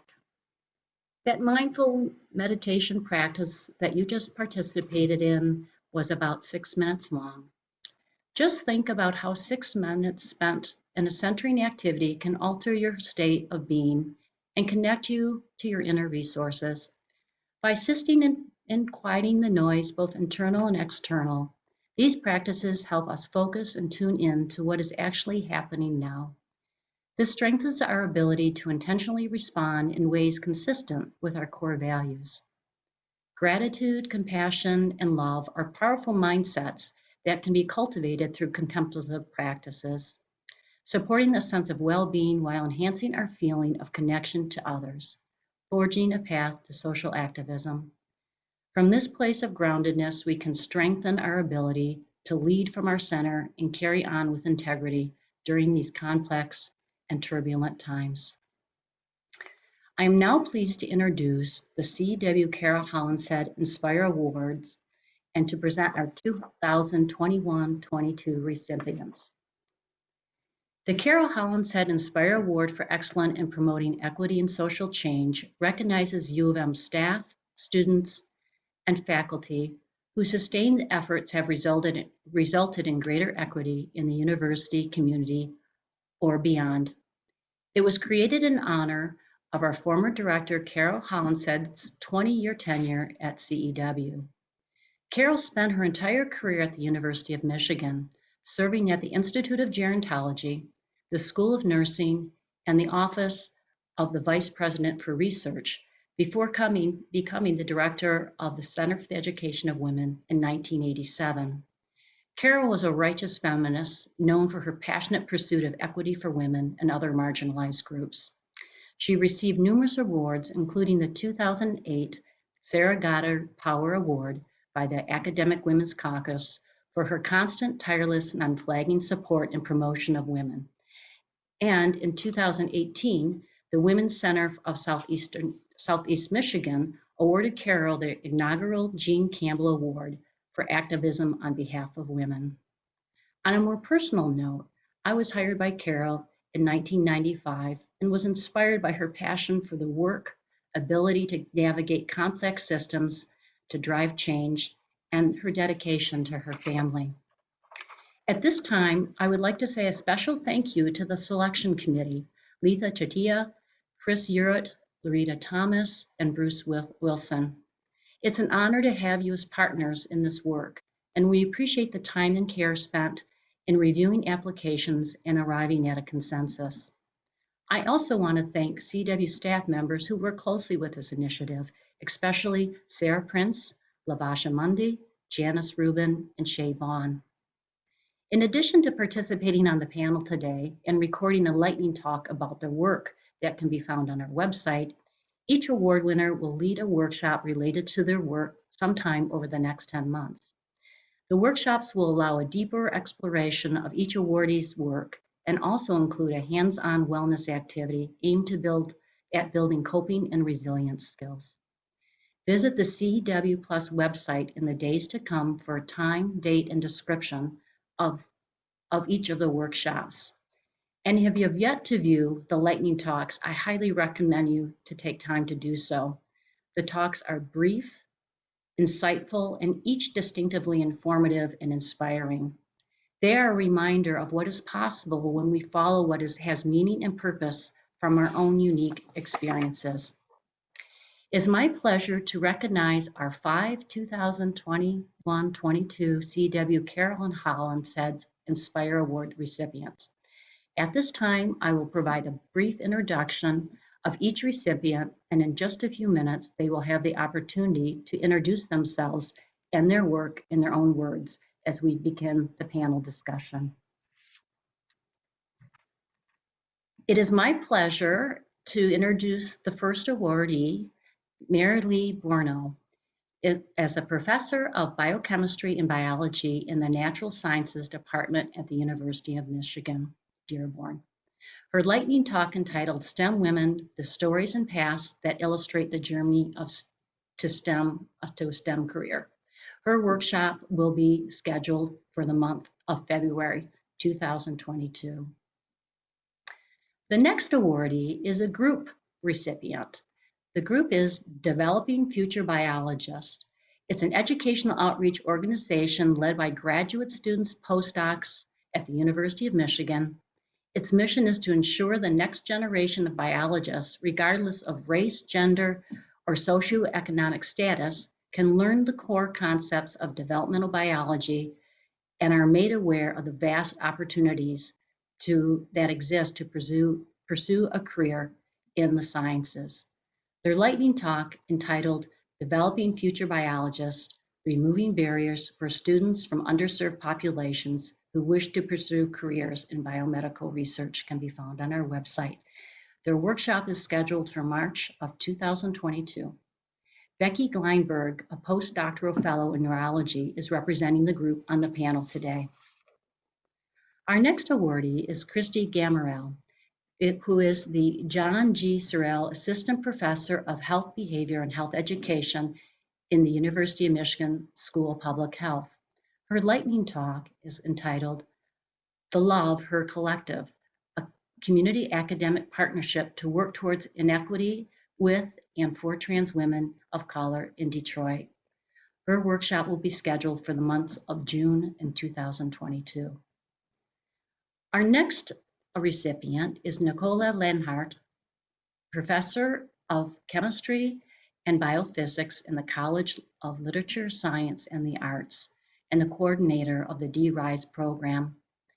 His lightning talk was submitted called D-RISE, Encouraging and Growing STEM Participation. His workshop is scheduled for the month of May in 2022. Our final recipient is another group submission, and the recipients are Caitlin Taylor and Ricky Morrow Spitzer. Both currently serve as staff for the School of Music, Theater, and Dance. In 2018, they helped establish the Faculty and Staff Alliance Networks for Sexual Misconduct, and in 2020 released the Sexual Misconduct Toolkit, a guide for faculty and staff in performing arts, which is now being used as a model across campus. They submitted a lightning talk entitled Addressing the Reality, a journey of creating a community that is free from sexual harassment and misconduct. And their workshop is scheduled this November on November 2nd from noon to 1:30. Representing on the panel will be Ricky Morrow Spitzer. Although she may be having technical difficulties, we're going to hang in there and see she's able to join us now, it looks like. So wonderful to have Ricky. So congratulations and thanks to all of you for the work you are doing to help improve our community. In just a moment, you'll be hearing from all 5 of our recipients. The transformative work of these University of Michigan students, faculty, and staff members focus on at least one of these 4 areas that are part of the award. Sustained effort and demonstrated outcomes in achieving greater equity in our university community or beyond. Creativity in devising strategic approaches to our advocacy and problem solving. Demonstrated commitment to diversity and inclusion, and effective coalition building. If you have a question for one of our panelists, please share your questions using the question and answer feature, and we will present it to the panel as time allows. I now welcome all of the 2021 CEW Carol Hollenshead Inspire Awardees to join me by turning on their video and unmuting as appropriate when responding to a question.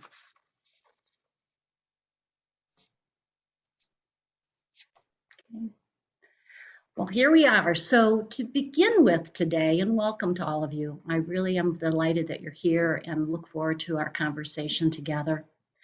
So to begin, could you please take a couple of minutes to introduce yourself and what led you to the work you are being honored for here today? And Mary Lee, we're going to start with you today. Okay. Hello, everyone, and thank you for being here. I'm Mary Lee Benor. I'm a professor of biology and biochemistry, but also affiliate women and gender studies at Dearborn. Please come and visit us anytime. I'm a scientist, but parallel to my entire life has been my interest in the history and the struggles of women's roles. All right. So I want to thank CEW for the award, but also because every time I've come to you for help or for workshops, you've been there for me. So thank you, thank you, thank you. As I worked at different aspects, offering camps, giving speeches, I realized that I wanted everyone that wants to do STEM, you know, in any way, science or engineering, to be able to do it. And my early experiences, I thought everybody could. And over time, I learned that's not true. A lot of people can't. They're discouraged. And what I found was that when I give speeches, people wanted to know about the terrible times so that they could understand how to help themselves. And so that's the work that I'm doing now, all right, is understanding some of the stories of resilience and success so that people have a little roadmap or assistance to get where they want to be. Thank you. That's actually a nice follow-up for me. So I'm Becky Gleinberg. I'm a postdoc in the neurology department, and I'm a representative for the Developing Future Biologists, which is an outreach program, which traditionally we've held a week-long short course where we bring in students from all over the US and Puerto Rico. And we basically hold a week-long lab-intensive developmental biology course. And during the course, we also have a lot of professional development opportunities so that students get access or information on how to write a CV or how to write a personal statement. And we have a lot of networking events for them as well. So they get to see a lot of panelists from various people in different careers or graduate school programs. And we've had a lot of success. We've been doing this for the last 7 years, and it's been a really great event that students seem to be really excited about. This past year, we've actually been able to expand our program. So in addition to this 1 week short course, we've actually been able to implement now conference awards for our students, alumni, TA fellowships, and summer research positions, which we're really, really excited to start that program.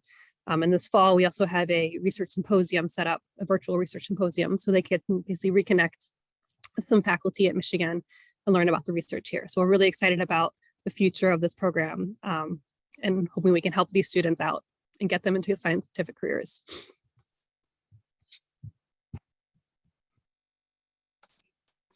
And hello, I'm Christy Gammarell, she, her pronouns. I'm an assistant professor in the School of Public Health.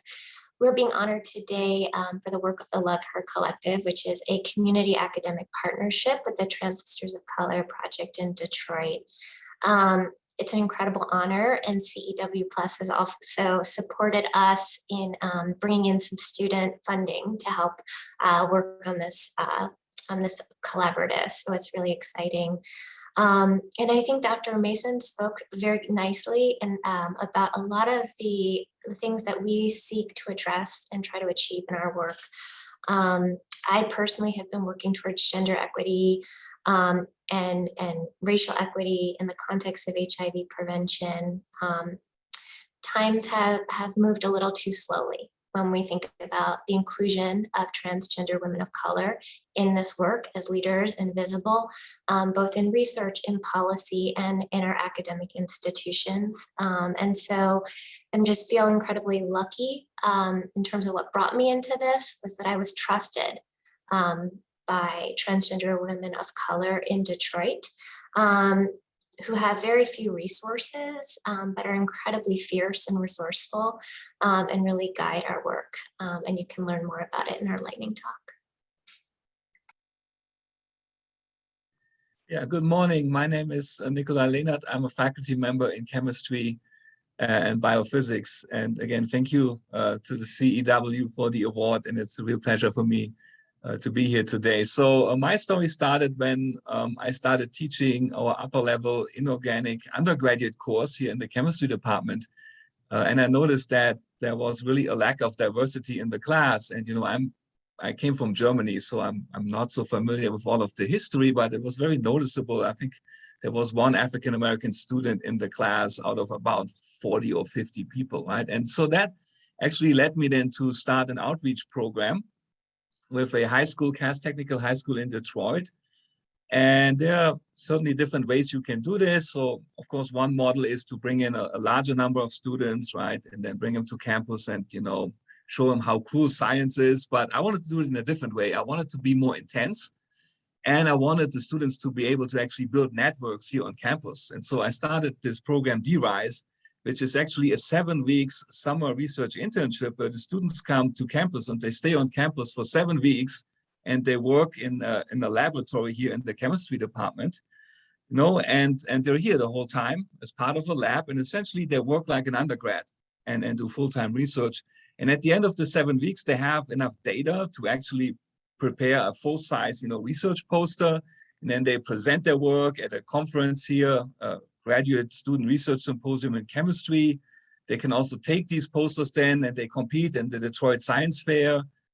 And some of the students actually won the science fair and they went on to the International Science Fair, and one student won an internship in Israel out of that. So that was pretty cool. And of course, the disadvantage of this approach is that it only reaches a small number of students. But, I was always hoping that would be something like, a trickle down effect. And, when you go to Castech and you walk up the main stairs, they have a display case there. They have some of our posters there. They have some pictures of the students who won the science fairs, right? And so maybe that will also inspire other students. But of course, it would also be nice to be able to have more students participate, and that would certainly be one of the goals for the future. So thank you again for inviting me to be here. Good morning, everyone. My name is Ricky Morrow Spitzer. I am the Diversity, Equity, and Inclusion Program Manager for the School of Music, Theater, and Dance. And I'm representing myself as well as my colleague and good friend, Caitlin Taylor, who is also staff at the School of Music, Theater, and Dance. Our work really stems from allegations that became very public in 2018, sexual misconduct allegations from within our school. And from that, we really worked to build community resources and support to ensure that this doesn't happen moving forward. And from that, we built out the Faculty and Staff Allies Network, both to support our own colleagues, but also to support our students across the school and to really recognize what type of resources do and do not exist and how we can be implementing policy and creating other types of tools for our community. And from that, we also built out a sexual misconduct toolkit for faculty and staff that's now being used as a guide across campus that really breaks down definitions and expectations, but also really specific scenarios to classroom spaces, office spaces, and really supporting faculty and staff to understand how to support their students to the best of their abilities. So thank you for having us here today. Wonderful. Well, it's truly wonderful to have all of you here with us today. And again, just showcasing how much can be possible when you really are identifying a problem and then moving in to figure out what is it that I can do from my vantage point to make a difference here. So I'm going to go to the next question now, which is what strategies do you have for accessing and navigating systems have you found helpful in advancing your work? And we're going to start with Becky for this question. Yeah, so I guess for me, the strategies I found is working with a really wonderful collaborative team. So DFB is made up of 11 graduate students and postdocs, and all of us are really driven to help basically promote diversity and inclusion in STEM. And so we're really looking for pathways to help students who don't have the resources that a lot of us take for granted. And one of the ways that we ensure that the people working in DFB are committed to this is we have an application process. So it is a volunteer group, but at the same time, we really want to select the best of the best, the people who are really going to put in the effort and really have the empathy to carry them along and come up with these creative ideas for helping promote the success of these students. I would say one of our main strategies that we've kept our program going is having really effective fundraising. So we've been able to really promote our program and our stories and our initiatives to a lot of departments here, both I guess internally as well as we've had success with external grants as well. And that's really helped give us, the funds we need to actually support all of our initiatives. So I think for me, I would say strategy is finding people that are good to work with and are going to get jobs done. And I really can't stress enough how wonderful this team has been working with. Everyone's really chips in and does their own part. Everyone brings different strengths to our program that's really made this a really well-rounded, great team working experience.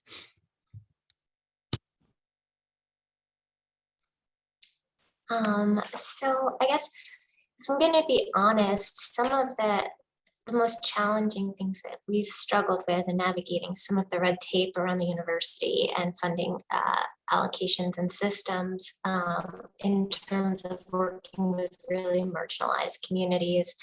And this permeates so many areas of our work. I could go on and on with examples, but I would say, to build on what Becky said, I think finding amazing collaborators, being creative.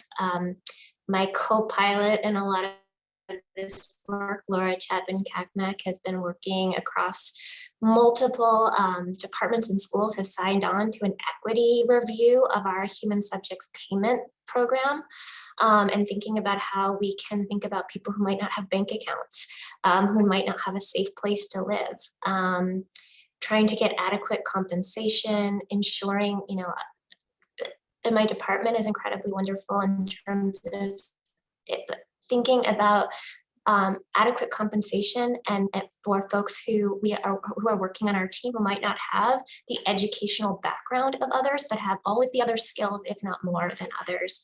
So I think some of the strategies that we've used is collaboration and creativity and finding people who truly believe in this work.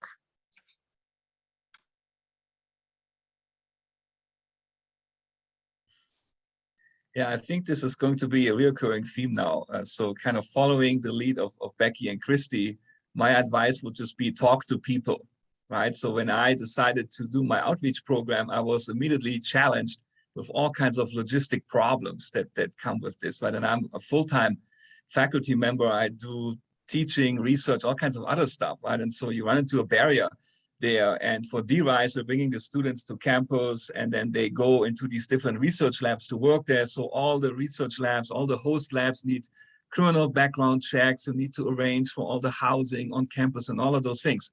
So I started to talk to the people in my department, right, in the main office. And it was really inspiring how many people actually stepped up, staff members, and just donated their time, right? So one person would take care of the criminal background checks for me. And then one person would go and take care of the housing for me. And in the business office, the person doing my finances stepped up and said, oh yeah, I can help, make sure everything is straightened out with the way that the program is funded. And funding is certainly a problem. And we have a patchwork of a little bit of money from here and from here and from here and from here, and kind of bring this all together and actually have a solid budget. And so really my message is that there's a lot of people on campus who are really willing to help, right? And then in the second phase, when the students come in the chemistry department, I need labs to host them. I need faculty members to step up, to accept them into their labs. And then in the labs, we need mentors, graduate students, postdocs who work with them day by day, every day for 7 weeks. And again, I had no problems at all finding people who would volunteer their time. So there's a lot of people really willing to help, and you just have to find them. So talk to people and you'll be surprised. I think that would be my message.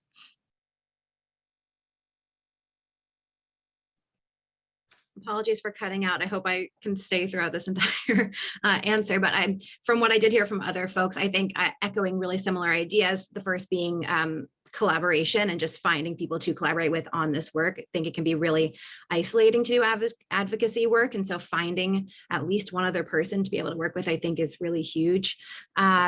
Knowing who your supporters are, I think is also really important, whether that's on campus or off, but just kind of navigating who's really in my corner in this work, and also understanding who isn't in your corner and kind of strategizing that approach. So just a couple other thoughts as well. I think finding other like-minded people across the university who you might be able to collaborate with. So for us, we really found key colleagues in SAPAC, previously known as OIE, now ECRT, and Oscar, as well as other units on campus, just to really get to lend their expertise into our work.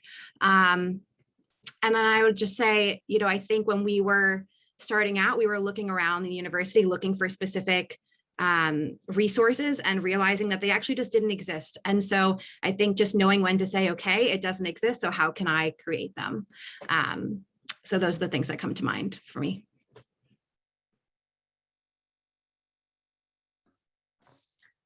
Okay, I have, I guess, some general and some more personal things. A friend told me when you're talking to people and communicating, because communication is critical, right? And that's difficult for scientists sometimes, especially because we tend to read papers, not go out and communicate all the time unless we're at meetings.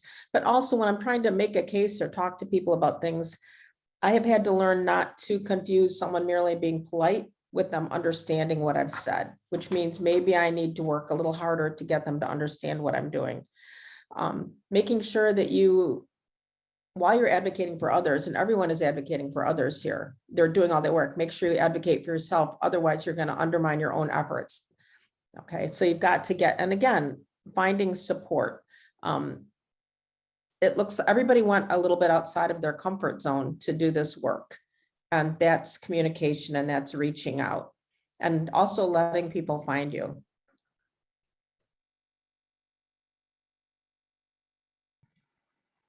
Becky, did you want to respond Yeah, with something I more? just wanted to add, kind of, because everyone's reminding me of other things, is so DFB was really fortunate this past year to actually have a decent amount of money to carry out all of our initiatives. And we knew that because of the pandemic, a lot of departments actually were lower on funds this year, but we still reached out and did our, our fundraising pitches like we always do. And this year it wasn't really necessarily to ask for money, it was to ask for other ways to collaborate or have this help us out. And we actually found a lot of different avenues for collaboration that way. We ended up having people from the RNA Biomedicine Society helping us basically strategize our symposium for this year. We've had people who are now volunteering to host students in their labs. And these are things that we wouldn't necessarily have gotten had situations been different. So I think it's always good, even if it's awkward, to reach out, ask people for help, just, see if they're on the same page, see if this is something they're interested in, but they didn't, consider it in the first place. So I think it's always good just to put yourself out there. Well, one theme I noticed between all 5 of you is really that I think that passion that you bring to the project and your interest, I think, is contagious. So also when you're going to talk with other people, you carry that with you. You carry that passion of that vision of what can be possible and bringing others along with you, which I think is really is something that, again, when you're with somebody who has that kind of passion and vision, it makes it easier for others to say, okay, maybe I can help in this way, or to help out. And I would like to say another part of this initiative is I think that sometimes, again, people oftentimes ignore some of what they're starting to have, that restlessness or seeing things as they are, trying to figure out, again, seeing the problem is so big and insurmountable, trying to figure out how they can make a difference. So again, I just want to applaud all of you of taking that leap of faith to say, okay, let's see what's possible, and to try to bring others along with you as you continue on. So let's go with the next question. So if you had to start over, is there anything that you would do differently, knowing what you know today? And Christy, we're going to start with you with this one. Sure. So when we started this collaboration, I was an assistant professor, new assistant professor, brand new to Michigan. And I'll be honest, if I could start over, one of the things that I would do over again was, at the time I struggled with how to engage students in the development of this community partnership. Building trust, it's delicate. As I mentioned earlier, we were really fortunate in the last year to secure some funding through CEW to support a student, but I do regret not having students involved from the very beginning. I think especially the University of Michigan's trans students of color, who bring to this work so much creativity, and it is my job to uplift their voices. And so that's a regret, and so sort of my own ethical imperative as we move forward in this work. All right, I think I can make this really short. I don't think I would really do anything differently, except maybe start earlier, right? So as I was describing, it really took a little bit of time until I made this experience by teaching our upper level inorganic course, and then kind of noticed the lack of diversity. And I could have probably noticed this much earlier if I put my nose a bit more out there. But of course, as an assistant professor, you also pretty stressed out all the time, pretty much 100% of the time, and trying to get your stuff done and convince your department that they might want to keep you on, right? And so once you kind of evolve out of that, survival mode, and you're able to kind of see what's around you and start doing more. And I could have probably started my project earlier if I would have done that. And that's really all I can say. I think the two things that come to mind for our project were just being realistic about our capacity, a little similar to what Nicole I was just saying, just being realistic about the capacity and also the amount of influence you can have in a certain amount of time. And so I think especially at the beginning, we wanted change to happen immediately. And of course, culture shift does not happen immediately. And so I think just, being a little bit kinder to ourselves and to the process and understanding that this is just going to be an ongoing, long, difficult road ahead. I think that would have kind of helped us a little more in the beginning, just realizing that and knowing that this is not something we're going to fix tomorrow, and we just need to keep going with it. So that's what comes to mind for me. I agree. Not blaming yourself or being more supportive of yourself, but then also learning to let things go and be flexible, that you might have goals in mind, but you absolutely have to learn that in order to move things a mile, instead, you have to adapt a little bit and see what the needs of everyone else are. I guess my answer is probably more specific to our program. So DFB has been running for 7 years now. But we have a turnover rate with instructors for every 2 years. So I've actually only been part of DFB for 2 years. So I wasn't there in the beginning.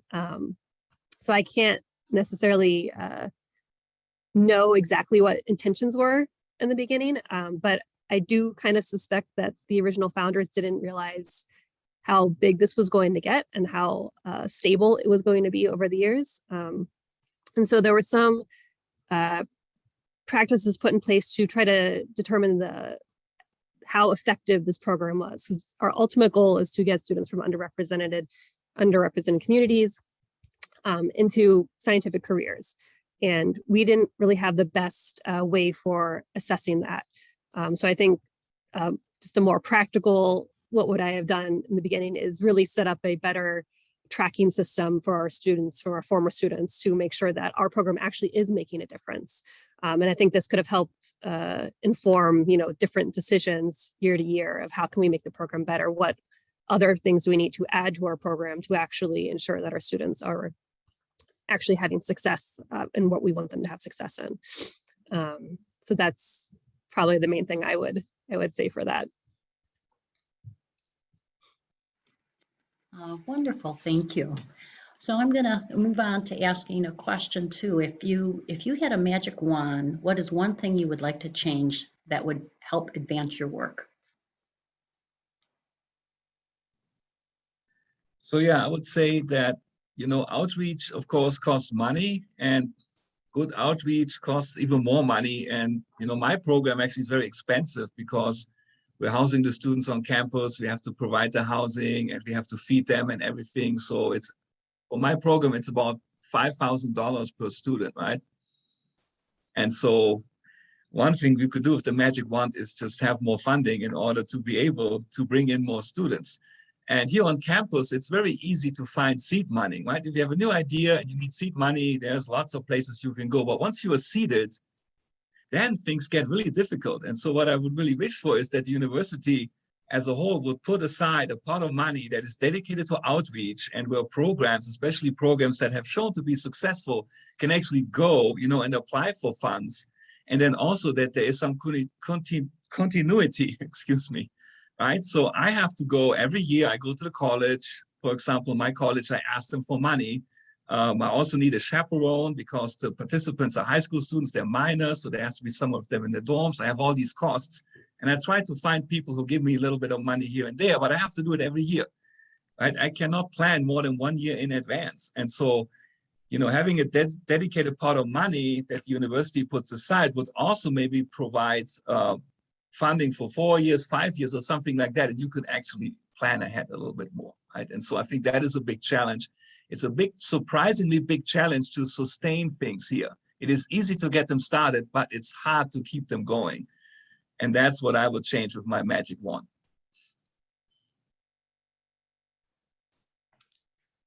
So with my magic wand, I think there are a couple of things that I would change. I think first and foremost, actually just policies and laws that support claimants in sexual misconduct allegations and cases. I think that first and foremost would be great. Second that comes to mind is having stronger university-wide required training on sexual misconduct, which exists to an extent, but I think there needs to be a lot more.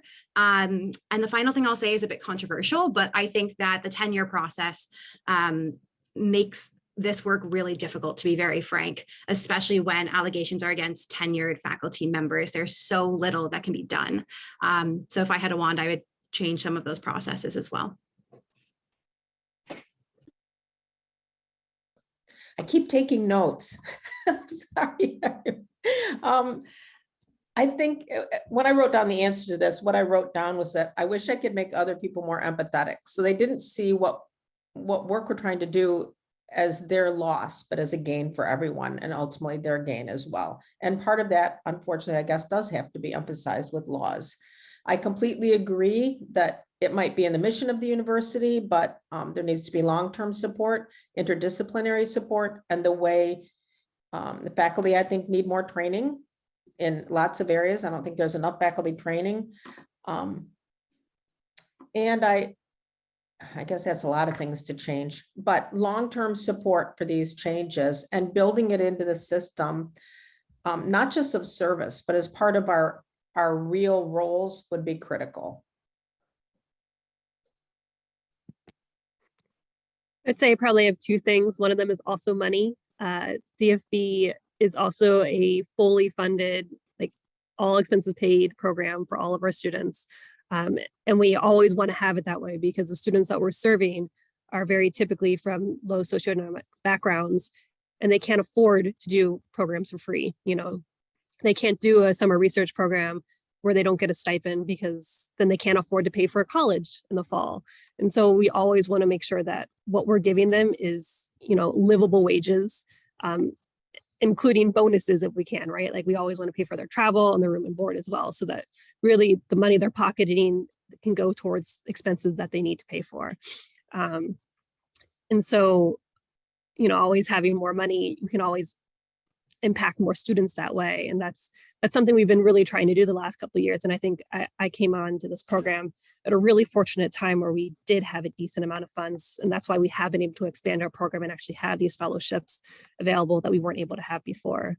But another thing I've noticed as we have been planning, to have more of these summer fellowships is that there is some resistance with the faculty here in taking on summer students. Like, even if we pay for them, they don't always have, the lab space or the available mentors in the lab to watch our students and teach our students. And so for me, another thing I would like to change is somehow, for me, it's strange that there isn't more incentive to take students like this, because for me, it's like, hey, they're free and you get to help someone have a scientific career. Like, don't you want to be a part of this? But there's clearly some resistance or just limited resources where some faculty members are more hesitant to do that. So if there's some sort of incentive to help promote that, I think that would be something I would like to change as well.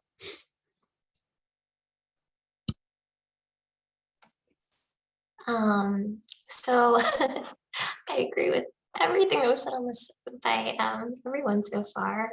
For me, I think if I had a magic wand, our institution trans women of color would be represented in our institutions. They'd have a seat at this table and be acknowledged as leaders in this work. But this requires educational opportunities and stable jobs. And so our team is constantly writing grant proposals, external, internal.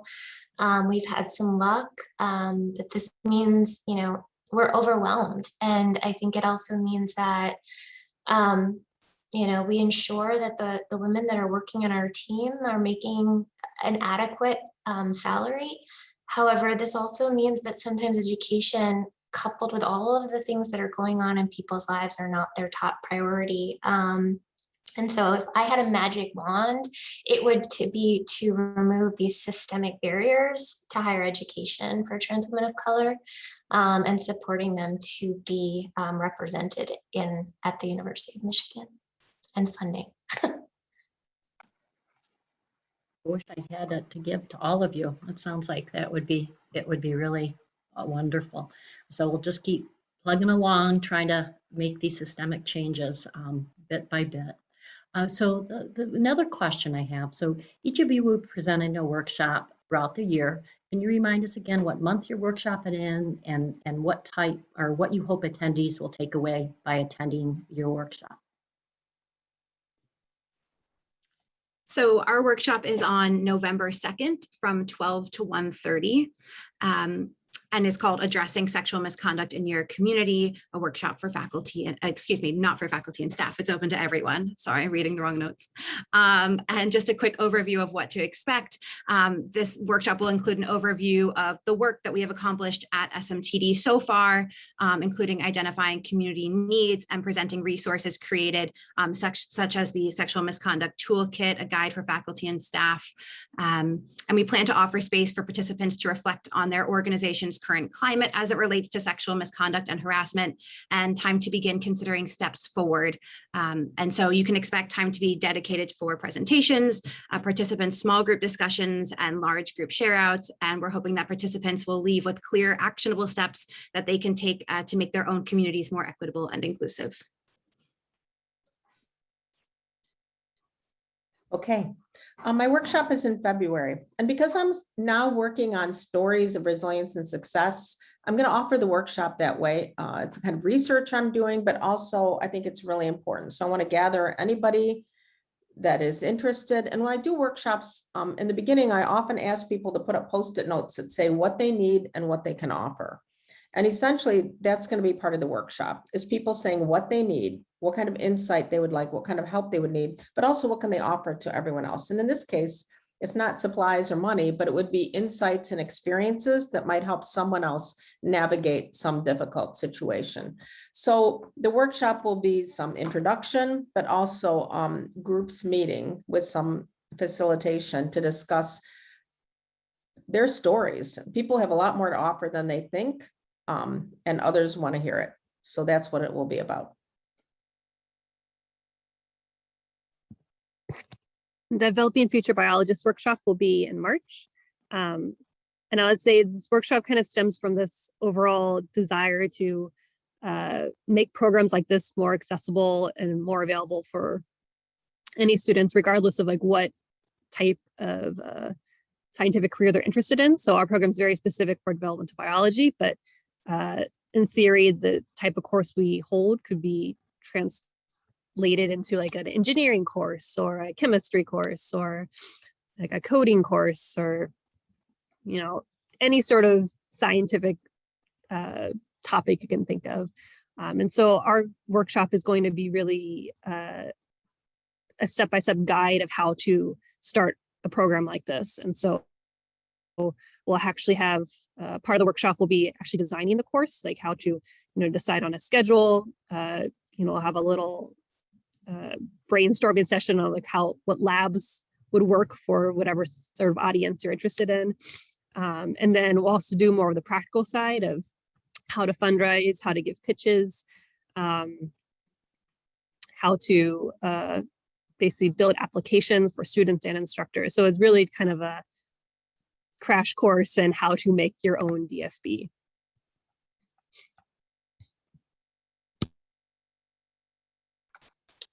So ours is Keep Showing Up, and that will be in June. I think hopefully we're nice and warm out. Maybe we can all even be in person. And we're going to really share some lessons that we've learned around building trust with communities, particularly marginalized communities, engaging in community engaged research. And we hope that, we can share lessons learned of the different ways that we show up the different ways that we can show up for community, different ways we can advocate, even in our academic positions for communities that might not be things that are, considered, on the tenure promotion clock as things, but the ways that you serve communities and some of the challenges and strategies that we've found for navigating the university funding systems. How do we prioritize different, a funding mechanism wants you to focus on this, but that's actually in direct opposition to community needs. And so how do you work together to start to think about bridging that to ensure that funding is received? So yeah.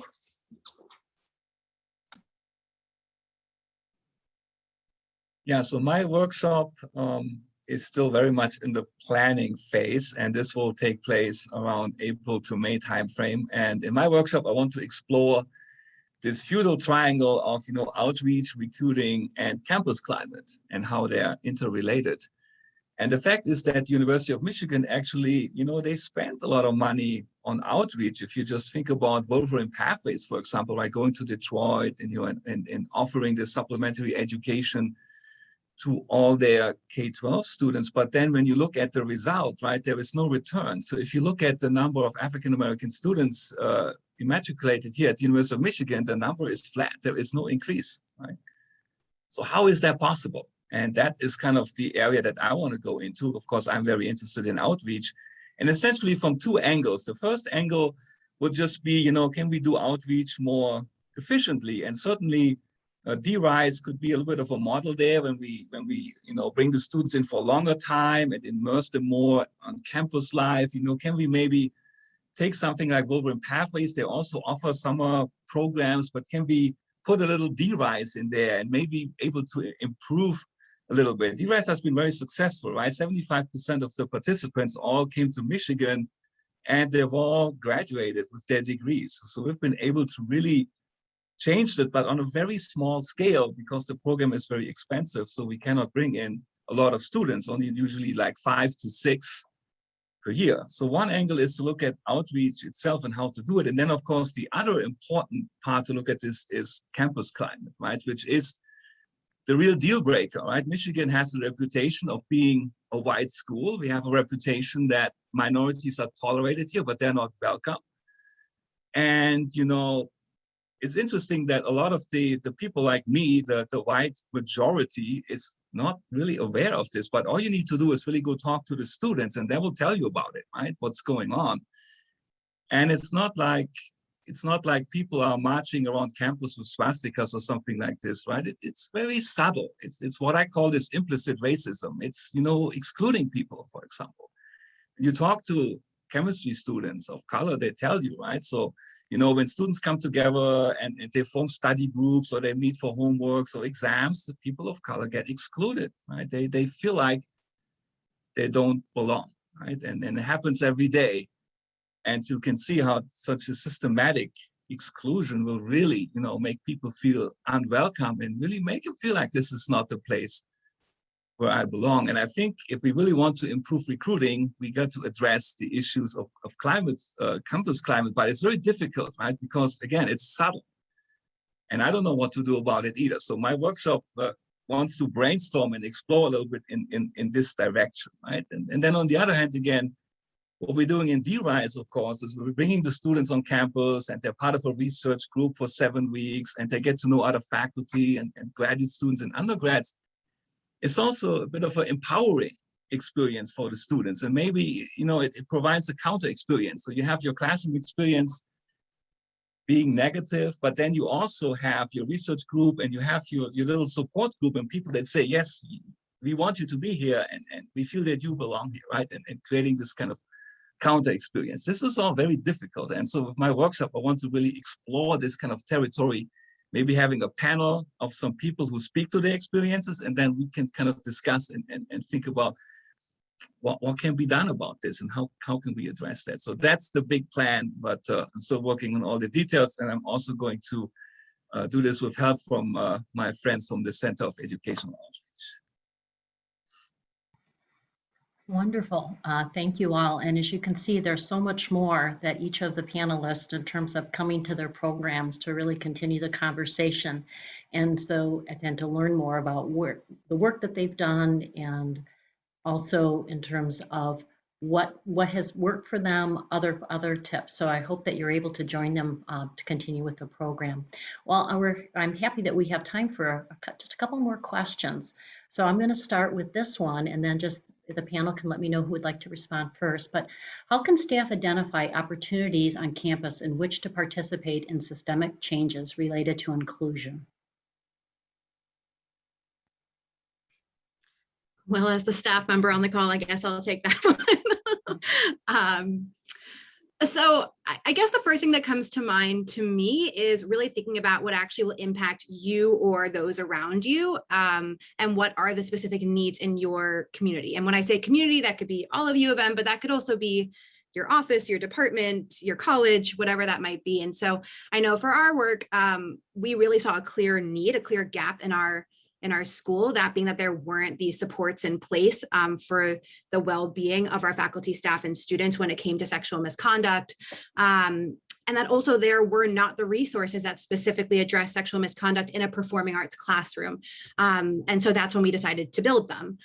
So I think really identifying what are the clear needs of your community, and then finding that collaborator, finding those other supports across campus to figure out how can we work together to address that need. I think there's a lot more that people can do than they realize. Sometimes it feels like it's either not in the scope of your work, which sometimes it truly is not, unfortunately, and that's an extra burden that someone is taking on.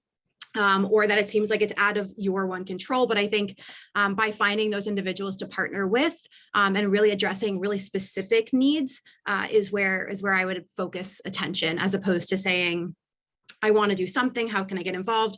Well, that's great too. I think the thing will keep you coming back to it and making you more motivated over time is something that really speaks to you personally. So I would try to identify those needs first, and then reach out for two supports across campus, whatever those might be. I will also add, so I run into a lot of faculty members. I work in the medical school, and a lot of them always say like, oh, I want to do this, but they never really act because they don't have like a concrete thing to do. So unfortunately, I feel like the work still falls on organizations like ours that, you know, go to these people and be like, look, I need X, Y, and Z. Are you interested in helping me out? And then that's generally how you can get someone to help you out. And so they do want to help, but I think, you know, coming up with the ideas themselves and starting that process is just often just too much for a lot of people, unfortunately. But I do think there's still productivity that can happen. It's just a lot of it falls on us, unfortunately. Yeah, I would just reiterate that, you know, without the staff members in chemistry, I would not have been able to do my program. It would have been impossible, right? And so you can have a very important role. And maybe if you look in your unit, you know, maybe there are some activities that need some support. Where you could, you know, engage yourself. And yeah, it is absolutely critical, right, in order to do some of the logistics and really get programs going. If faculty members want to start something, you know, it's sometimes really hard to kind of think about, okay, where do I find all these resources? And they're there. And you know, maybe if you kind of raise your flag and say, yes, I would love to do something, and maybe that would maybe, you know, you meet the faculty member who has an idea but needs some help. And so maybe things can evolve in that way, even in your unit. I was going to add that I think the resources available to staff and the resources available to faculty are different. So working together is critical. Actually, I usually think staff know way more. And part of it's because the job of faculty is not to do this. Someone once told me that students see us as seamless, administration, staff, and faculty. But I don't think that staff and faculty always feel like, you know, it's a seamless arrangement. And so I think that is part of what has to change in order for faculty to feel that they can be involved and that it will be recognized as an important part of their job. And I'll just actually add one last thing at the very end, because my colleague just messaged me and I think it's so great what she said, and I'm representing both of us. And so she said, if you don't have a seat at the table, build the table. And I think that's that's hard to do as staff, but when it happens, I think it can have incredible change. So thank you, Caitlin. Okay. Any other comments before we move to the next question? No. Okay. So the next question is, what issues impact women's career advancement, job satisfaction, and climate in the academy, especially at the University of Michigan? Do you want me to read that again, or we have that? So what issues impact women's career advancement, job satisfaction, and climate in the academy, especially at the University of Michigan? I can take a start at this. This is a big one. So I do want to acknowledge the work that Ricky is doing. I think that thinking, oh, I have to raise my hand. Sorry. I do think the work that Ricky is doing around and the group is doing around thinking about sexual harassment and gender-based discrimination in our reporting and thinking about accountability and what that looks like is critical for women's career development across all levels. I think we also have to think about that, and we are doing that in terms of expanding our scope of what it means to be a woman and thinking about gender in a more inclusive way, and the language that we use and how that intersects with racism in our institutions. And so I think that is a really big issue, and it's really wonderful that you're being acknowledged, Ricky, for the work that you're doing at the university around that and ensuring that, there's accountability even among tenure faculty, ensuring that it's an inclusive, safe space for women in their career development.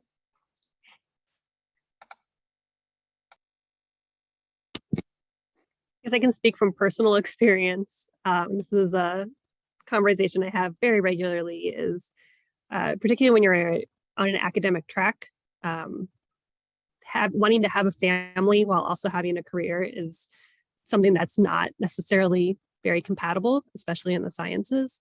And it's something I've always advocated for, and I've refused to let it stand in my way. And but I know a lot of women struggle basically balancing family life, being pregnant, and having a scientific career, especially in research. I think there's a lot of stigma behind it. PIs don't like when their female colleagues get pregnant because now they can't do certain experiments. They have to take time off. Papers aren't getting published as quickly. And it's really an unfortunate situation where the infrastructure isn't built to support females who want to have families. And this is not just at the university level. This is, at all the grant levels as well, like the NIH and whatnot. They don't really have the right structure in place to help females. I keep hearing every time I have these conversations, they'll be like, oh, well, if you are in a tenure track position, you can take a year off, or you get like an extra year for tenure. But I'm like, well, at that point, how old are you? You're basically past your prime.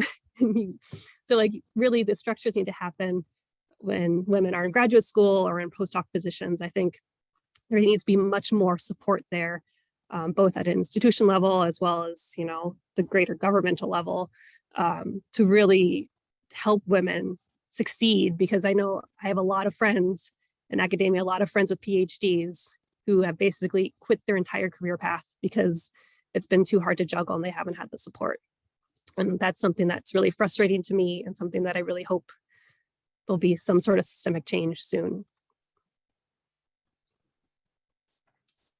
I think I'll speak a little bit to just what I've also witnessed and seen in my own experiences as well. I think in my areas that I've seen at Michigan, as you get higher and higher in leadership, there are fewer and fewer women. And so a lot of times there's that one female, and it's expected that her voice stands for all women, which of course does not play into any sort of intersectionality or any other, doesn't take into account so many other issues that are involved there. And so I think that there needs to be more support from almost every level actually at the university in supporting day-to-day needs of female colleagues. And so, whether that's taking the voice of whoever is at the top more as seriously as the male colleagues, because time and time again, I don't see that happen. To, you know, even at the lowest of levels, if you're looking at it from levels, how can you be supporting your female colleagues on a day-to-day, even if that's acknowledging that someone needs to leave early because they need to pick up their child, and not seeing that as a burden, right? Just seeing that as, okay, that's what's happening today. And so what can I do to support you now and to support our work? And just shifting that mindset, I think, would be so powerful. And I think that can happen at all levels. And so I think really resisting that assumption and judgment-based lens as much as possible, and kind of questioning when that does come into play. Why am I suddenly judging this colleague? Because I've done it before.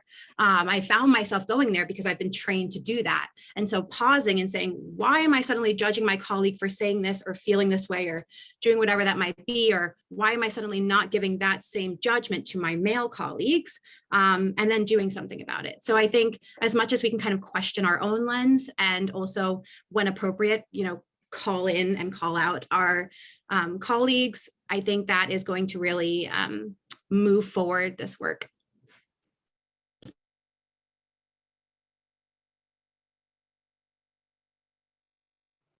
Okay. Well, thank you all, and I agree. And Ricky, just even what you just even said really does call us to be able to just be able to be present and see what's really happening so that we can respond. And then again, going back to thinking about how much each one of us individually can really kind of see how we've all been socialized and how we need to kind of pay attention and be able to turn that around makes a huge difference. So thank you all for that. And that is a huge question. So we could have a lot more discussion on that one. But let me go to another question, which is, what surprised you the most when you did research? What kept you going in this field?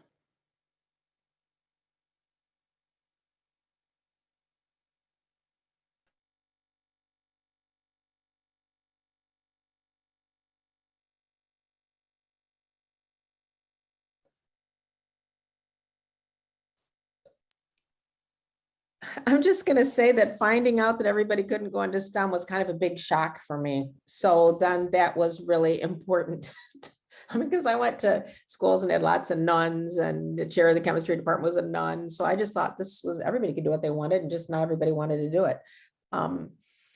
In terms of research, both of these are important because you get inspired and you have these aha moments, and you're inspired in the research lab when something works. In science, most of what you do is failure. So when something works, it's actually really, really amazing. And you do want to run down the hall and tell somebody this happened. And I think the same thing is true when you can do advocacy work and you discover that it has made a difference. All right, it has made a difference. And you can see some change, and that's really invigorating. And when you can't see change, you have to just kind of keep going at it, knowing that it'll take some time and maybe some other people or other groups to work with you. But research itself, it's just so cool. And there's just so many questions.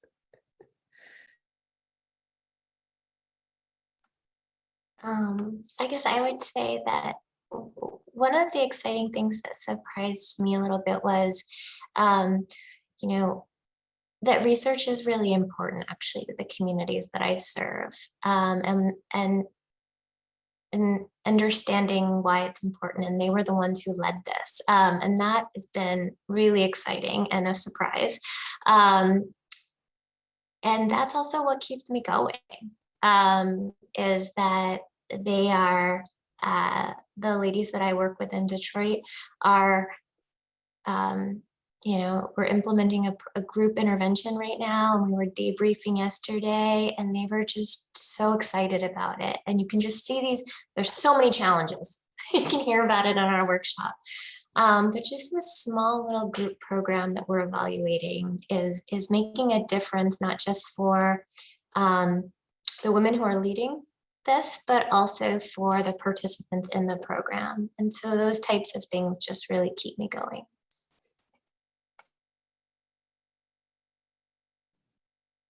Yeah, I think that this is the whole philosophy of D-Rights, right? Bringing in the high school students, putting them in the lab and showing them how cool science is, and ideally recruiting them into STEM areas, right? Now, they don't have to necessarily become chemists, although that would be the biggest achievement. But, you know, as long as they go into STEM areas, I'm happy, right? And so, yeah, I mean, I like science. I like solving puzzles and doing stuff in the lab. It's a very creative process. It's a little bit of Sherlock Holmes. You know, you have all these different findings from different experiments. You try to figure out what's going on and how things work in nature. Invent new materials, new molecules, new catalysts, whatever it is that you're interested in, or you can direct your passion to, you know, developing better processes that are more environmentally friendly and so on. It's just so much you can do, right? And just bringing in students, just showing them what the possibilities are. This is really the philosophy behind DRISE, what we're trying to do. I can echo that same sentiment. I think all the students we've had for DFB have been just unbelievably enthusiastic and excited about everything we've shown them. And that makes it just really, really easy to teach them and want to continue this sort of thing. And that's been my experience in general, is that students who weren't given these opportunities, when you give them these opportunities, they fully take advantage of them. And I think that's one of the things that keeps me going. Yeah, so really seeing that impact of your work and knowing that it's making a difference helps keep going when it gets more challenging. So we have just a little brief moment for one last question, and it's another big one. So we'll just kind of get at the edges of it. But in what ways does performative allyship show up at U of M? And what are some strategies to address to overcome this?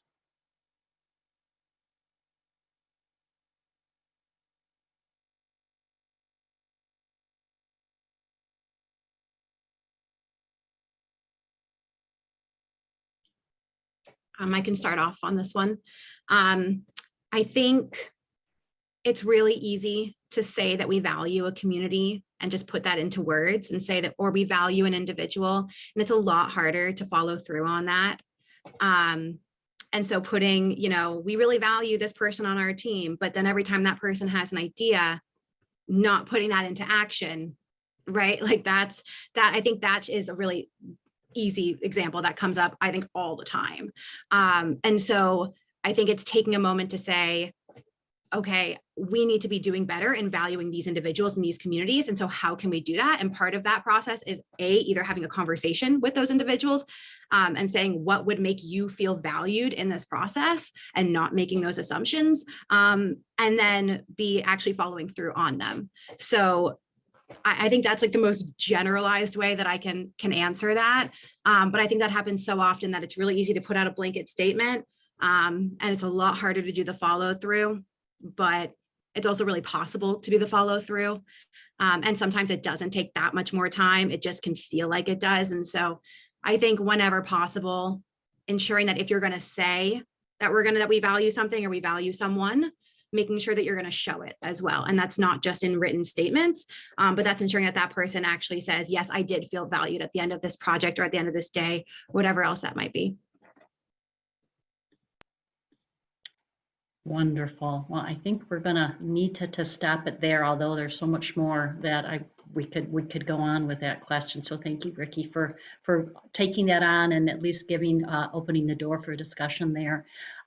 So as we are moving now to the closure of our panel, just a couple of things that I want to say. So first, I want to thank each one of our awardees for the important work that you are all doing and the time that you spent sharing your work with us.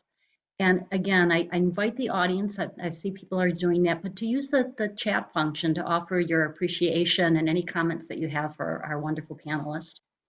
Second, I want to highlight an opportunity to continue to build mindfulness skills and community with CEW by joining us for our weekly Wednesday mindfulness sit program, which is held virtually every Wednesday from 12:15 to 12:45. And you can just go on our website to register and get the link and then join us when your time allows.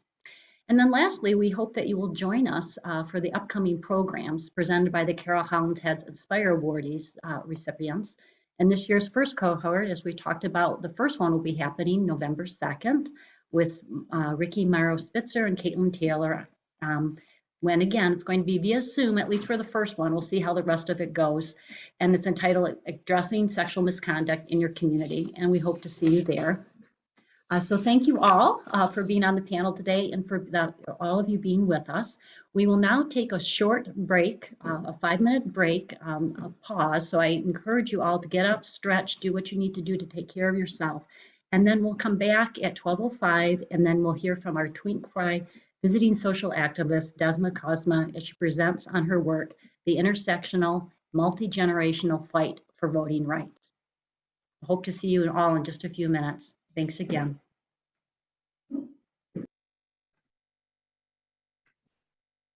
Welcome back to the 5th Annual Advocacy Symposium. It's my pleasure to now introduce the TFVSA capstone presentation, as well as to announce the upcoming TFVSA that'll be us in the upcoming year. The Twink Frey Visiting Social Activist Program brings to CEW a social justice activist whose work affects women and recognizes gender equity issues.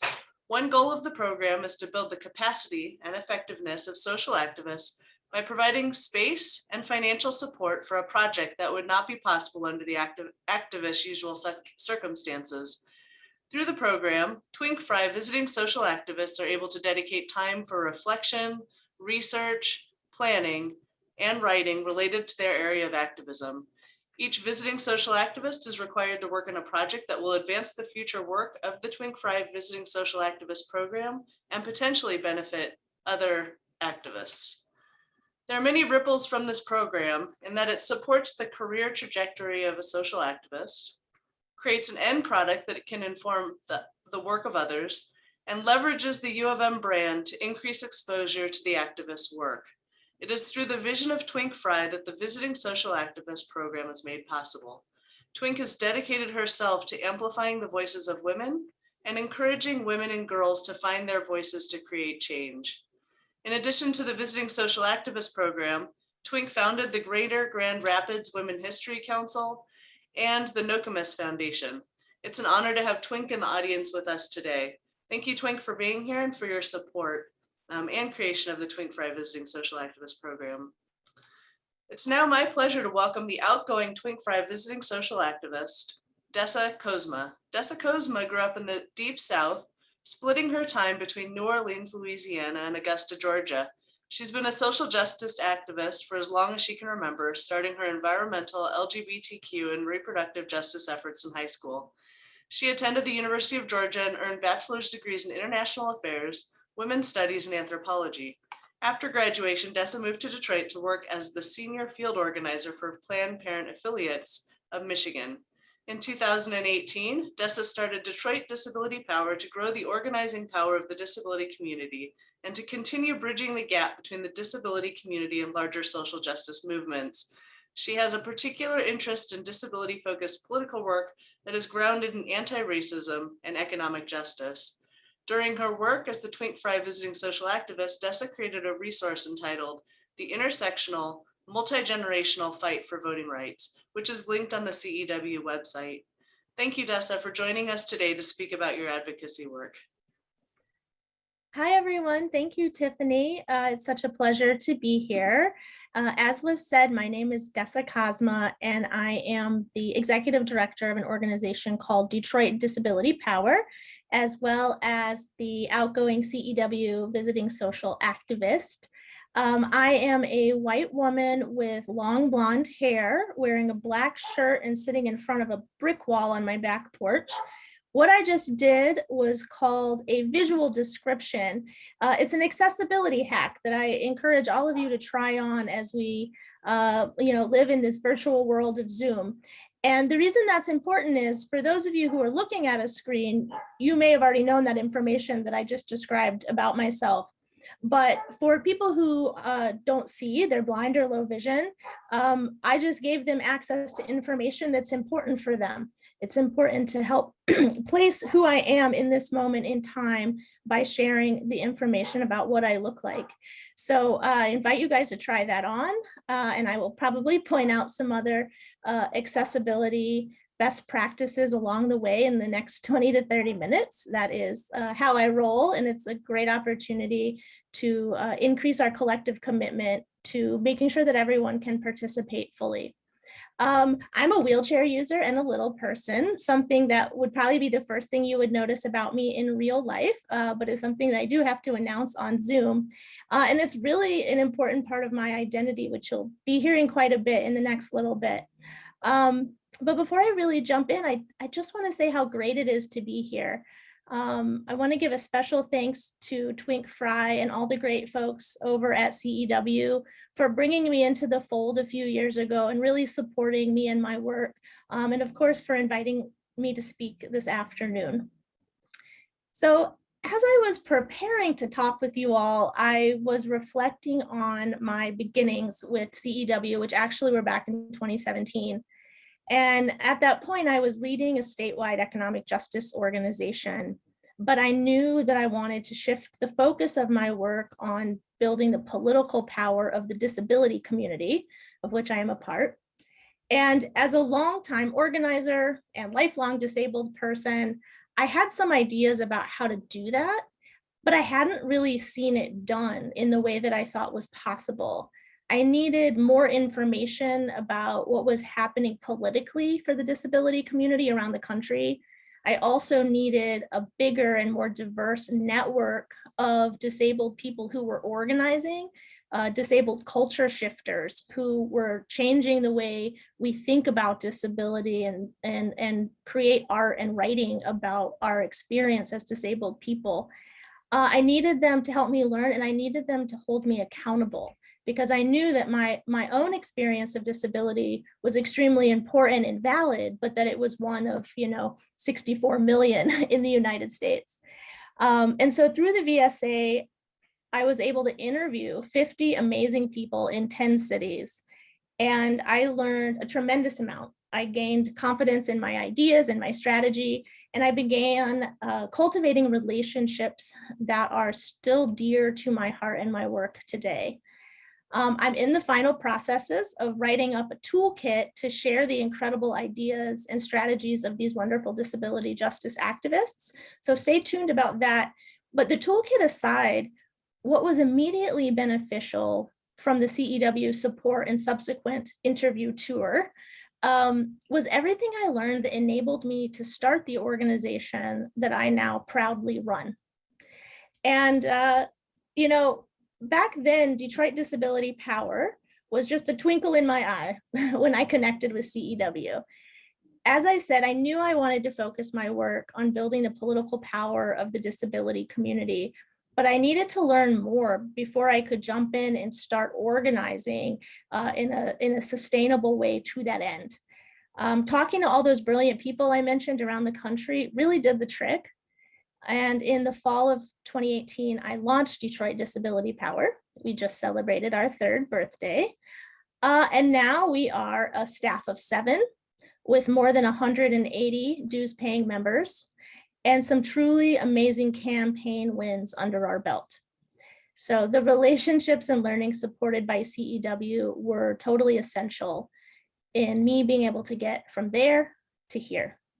And no doubt those relationships will continue to benefit the future endeavors of me and my organization. So the goal of Detroit Disability Power is to build power so our community can get what we need and want, and so that we can be leaders in efforts to transform our world into a safer, healthier, and more just place. We aren't just trying to be included in a dysfunctional world. We're actually trying to make it better for ourselves and others through our engagement. Currently, if you were to look at virtually any quality of life index, you would find that disabled people are doing poorly. We're at the very bottom of these indices, especially disabled people of color, LGBTQ disabled people, immigrants with disabilities. Many of us are disempowered and trapped in cycles of poverty and marginalization, perpetuated by programs and initiatives that are supposed to be here to help us. I can tell you for sure, disabled people definitely did not design SSI, Medicaid, sheltered workshops, and things like that. We truly are more valuable as human beings and as members of our community than the way we are treated at this moment in time. And one way I kind of want to unpack that is on the theme that you all are really focusing on today around navigating systems. People with disabilities have so much experience navigating systems in a world not built for us that we have enormous insights and wisdom into how things work and how things could work in ways that are actually inclusive of everyone. This brilliance of navigation and insight is overlooked most of the time and buried by ableism, which is a system of oppression that favors non-disabled people. But I firmly believe that the wisdom from our lived experience is exactly what's needed in this time, not just for our own liberation, but for everyone's. Think about it for a minute. Navigating a world not designed with you in mind requires patience, tenacity, creative problem solving, resourcefulness, the ability to ask for help. These are exactly the things that are needed to solve the most pressing problems of our time. So look to disabled people for some of these skills. We have been practicing for our entire lives. All these years of organizing and as a disabled person, I've known that we were an underappreciated and largely politically untapped community. But what's come into focus for me in the last few years of study and organizing is that we're struggling to build power because it's hard, of course, building power is hard, but also because culturally, we're just not thought of as a constituency. Part of the way that ableism shows up in our culture, or maybe the way our culture shows up in ableism, depending on how you think about it, is that the mainstream view of people with disabilities experiences are overly individualized. We are largely thought of as a disparate group of individual people with individual health problems. And I'm here to say that orientation is not only inaccurate, but it's absolutely disempowering. First of all, this orientation of hyper-individualism of disability experience is devoid of community and relationship, so there's just no way it can be right. But it also takes no responsibility for what people are starting to call disabling environments, which add many people to our community all the time through poverty, environmental racism, exploitive labor practices, and politically motivated public health decisions, just to name a few. This hyper-individual view removes the importance of the other interlocking systems of oppression, like sexism, racism, heterosexism, that collude with ableism to marginalize literally most of the world's population. This hyper-individual understanding of disability experience also lets all non-disabled people off the hook for doing anything to significantly improve our lives through systems change. For example, very oversimplified example, but for example, you might help a blind person cross a busy intersection and feel really great about that decision. And that might be the right thing to do. I'm not saying it's not. But what about the deeper questions about why that intersection was designed the way it was and who it was designed for? Was the blind person on their way to a living wage job with dignity, or to an equitable education where their life is reflected in the curriculum and in their professors? Did they have an accessible and reliable public transit option to get there, or was crossing a dangerous intersection truly their only choice? This is literally just a small scratching of the surface of considerations that hyper-individualization and presumption around disability experience precludes us from even considering. And, you know, like I said, I'm always thinking about building power. The current cultural idea of disability and thinking of us not as a constituency also doesn't recognize that while our particular diagnoses or our idiosyncratic bodies might be unique, the experience of ableism as a system of oppression is something that we all, to varying degrees, share.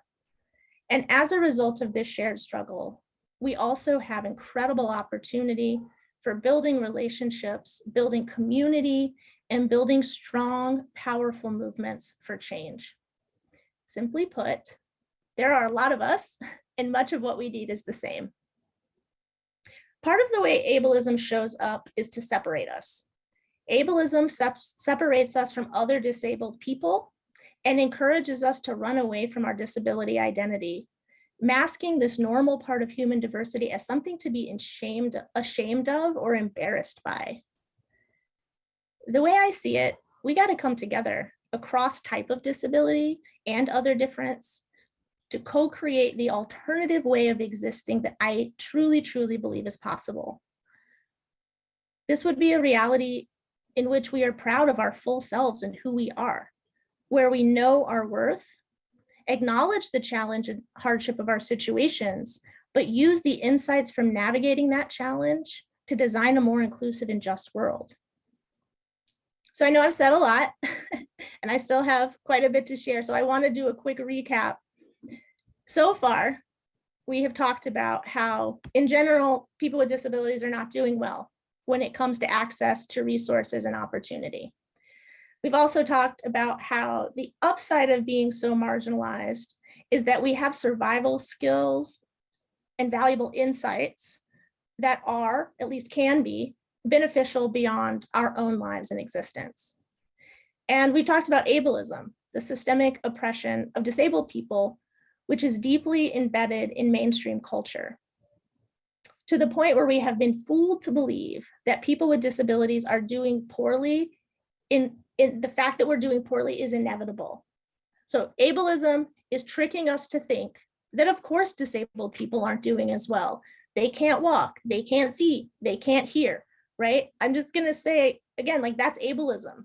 That's not an inevitable fact of life. It's a set of collective choices that we are doing poorly as a group. It's a lack of prioritization to get our needs met. And the great news about that is that we can absolutely make different choices.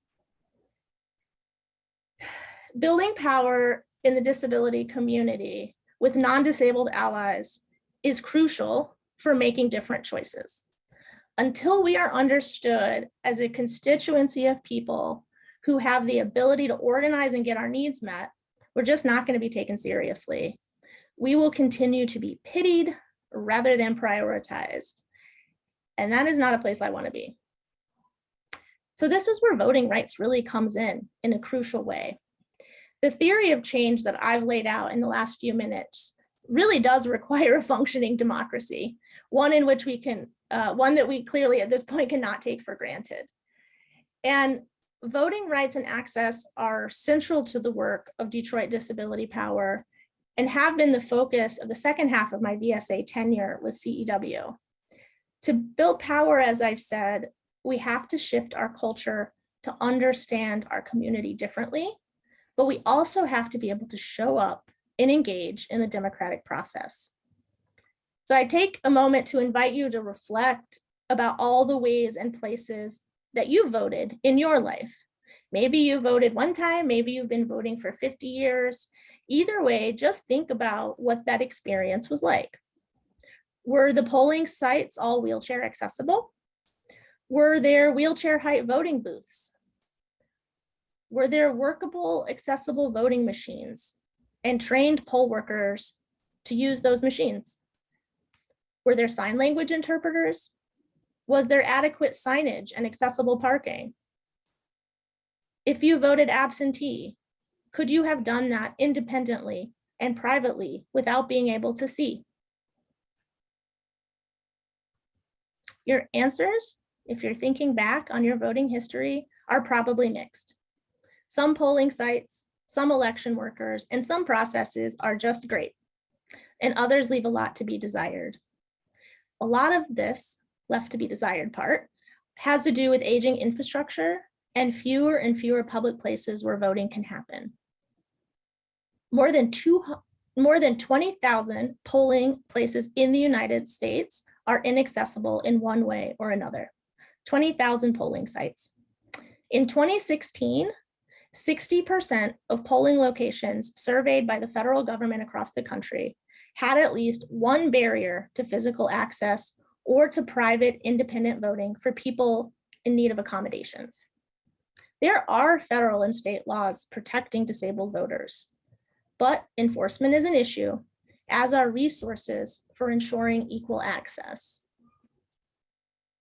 If one were to think about voting access for disabled voters in a mainstream ableist way, it may sound something like this. Well, only 2 people actually use the accessible voting machine required in every polling location. So it's not really a priority to dedicate resources or training to make that a smooth process. That's one ableist way of thinking about it, right? There's only 2 people who are going to use that machine anyway, so like not a priority. Or here's another one. No wheelchair users come to this precinct, so the step out front doesn't really matter anyway. They all just vote absentee. I know that this is really clearly bad logic, but I hear it all the time. And actually, disabled people are living the effects of this bad logic, navigating this bad logic every day. So we have some work to do. Interestingly, COVID, which has been devastating for so many communities, including the disability community, offered a glimpse into what a different approach to voting access could look like. You all may remember that jurisdictions around the country provided more options, more flexibility, and more time for voting in 2020 than ever before. And this resulted in higher turnout for all types of voters, particularly those of us with disabilities. Expanded hours and locations, multiple options for how to cast a ballot, and simpler systems can enable everyone to vote. To engage every citizen in our democracy, everyone must have the right to vote in ways that are convenient and accessible to them. So typically, the combination of not being courted by candidates and parties, because nobody's thinking of us as a group, and inaccessible voting infrastructure and processes means that the disability community votes at about 6% less than our non-disabled peers. If you think about it, how many elections in recent history have been won or lost by 6 or less points? Many, many, many of them. So that 6% is actually really significant. People with disabilities not voting at high enough rates compared to our peers has an enormous impact on the outcome of elections and then on the decisions that the people elected make. So what we learned through the COVID experience is that more flexibility, more options, and more time for voting really allows disabled voters to show up more and therefore have a bigger impact on the decisions that impact our community. And of course, flexibility and options are good for everybody, not just us. It's one more example of how making the world work for people with disabilities actually makes the world work better for everybody. So combined with an investment in accessible infrastructure and processes, people with disabilities and disability rights and justice organizations must be in the mix for democracy reform and voting rights organizing. While I think disabled people are largely discriminated against out of neglect, rather than say fear of demographic shifts, the disenfranchisement that we face is not dissimilar to what other groups are dealing with. Thanks to CEW and VSA, we at Detroit Disability Power were able to research and write what Tiffany referred to earlier, the intersectional, multi-generational fight for voting rights, which is a resource to show the history of suffrage movements for women, people of color, and disabled voters, which of course, there's a huge intersection in all of those groups. These are not 3 distinct groups by any stretch. The report shows the similarities in our struggles and ways in which our fights are different. It also shows major policy wins made possible by increased voting in each of these communities. Finally, the report makes recommendations for state and federal action to expand voting rights and make the process of engaging in our democracy more accessible. For example, the John Lewis Voting Advancement Act would ensure states don't make rules that discriminate against marginalized groups of voters. The Freedom to Vote Act sets national standards for voting access so marginalized voters don't have different access in different parts of the country. And the Accessible Voting Act sets up an Office of Accessibility within the Election Assistance Commission. These are just 3 examples of ways that we could make huge improvements, very meaningful improvements to the way that our democracy operates. Passing these bills and making progress for voting rights is going to be really hard. There could not be a more important fight, though. How else are we going to get all the other things we need? How else can we ensure policies that combat climate change or police violence, both of which disproportionately impact people with disabilities, particularly people of disabilities of color? How else can we transform programs and institutions that we engage on a daily basis, but that are still not meeting our needs? The answer, success, requires organizing and requires building power. And it certainly requires the leadership of those of us at the margins in this current reality. Thank you very much.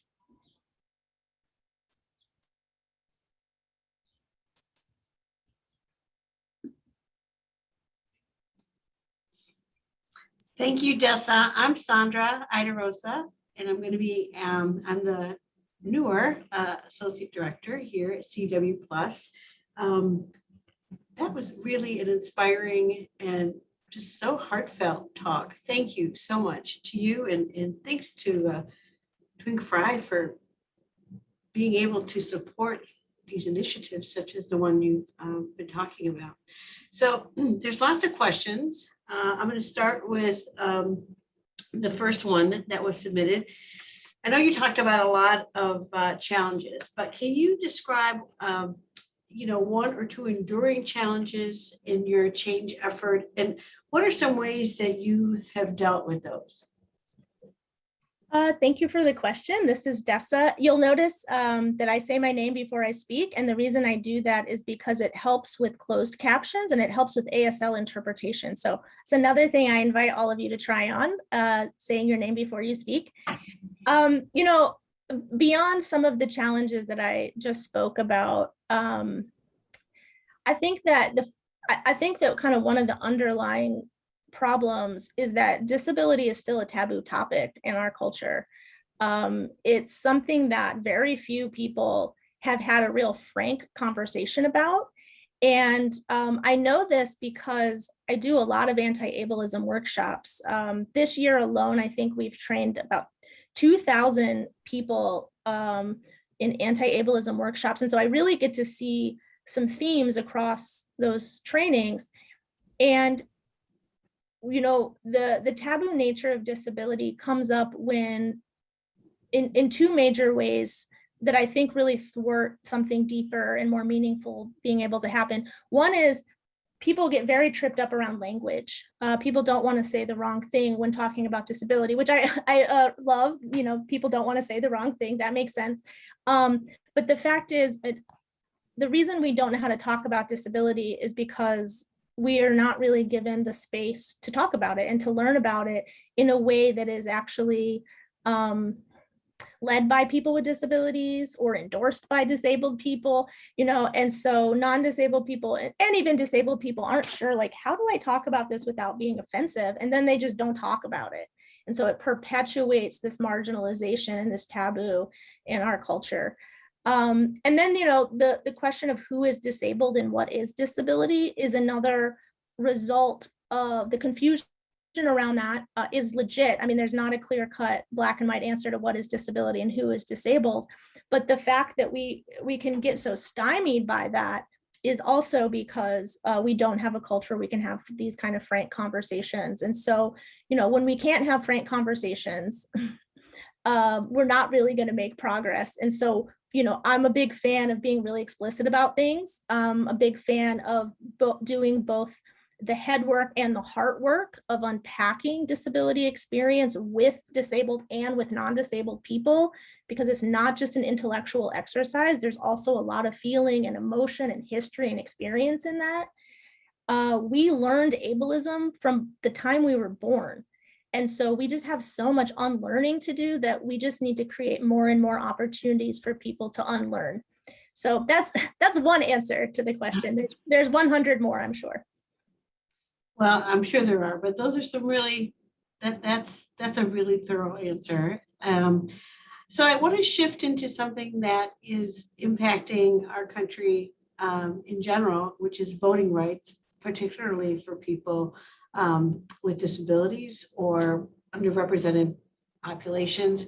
So in that light, could you share some tips on different ways to contribute to the cause or be more active in voting rights issues? Sure thing. This is Dessa. So, I mean, one plug I would just say is if you're in Southeastern Michigan, check out what Detroit Disability Power is doing this election cycle. We have municipal elections here in Detroit, as in other cities around the state this year. And certainly we all have congressional elections in 2022. And so, you know, there's work that disability organizations are doing in particular to mobilize our communities to turn out and vote. And, you know, typically we're not telling anyone who to vote for. We're saying, think about your disability experience. Think about what you wish this world looked like and what you need to be successful when you're choosing who to vote for or what initiative to support. So that's kind of internal work, but it doesn't have to be just done by disabled people, right? I mean, I think we need allies at every step along the way. And one of the coolest things about disability for me is that we're part of every other group, right? We're in every part of the world, every language, every gender identity, every race, every ethnicity, and like every family. We're part of every family, whether it's acknowledged, whether it's appreciated or not. Like we're everywhere. And I think that gives us as disabled people and our non-disabled allies the opportunity to actually really start some conversations in our spheres of influence about how disability needs to be a priority when making political decisions. In Michigan, there's 1.6 million disabled people. In Detroit, there's 128,000 of us. We're not an insignificant group, but if you were to look at the platforms of candidates on the mailers that you get or on the TV ads, you'll rarely see us represented in any way. And so like really pushing the people running for office, pushing politicians to start listening to us, to start incorporating our needs is something that can be done all the time, but especially during an election because they want our vote. And then I think the other kind of main thing is that, you know, there are a lot of voting rights groups and organizing that are happening, which is really important and unfortunately doesn't typically have a disability justice analysis. And so we need to incorporate more information and strategy around accessibility and around disability inclusion into those movements. So maybe you're already plugged into a disability, or maybe you're already plugged into a voting rights organization or something like that. Bring up disability.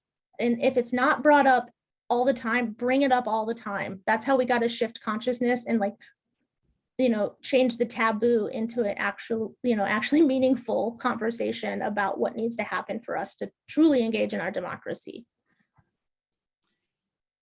Thank you. This is Sandra again.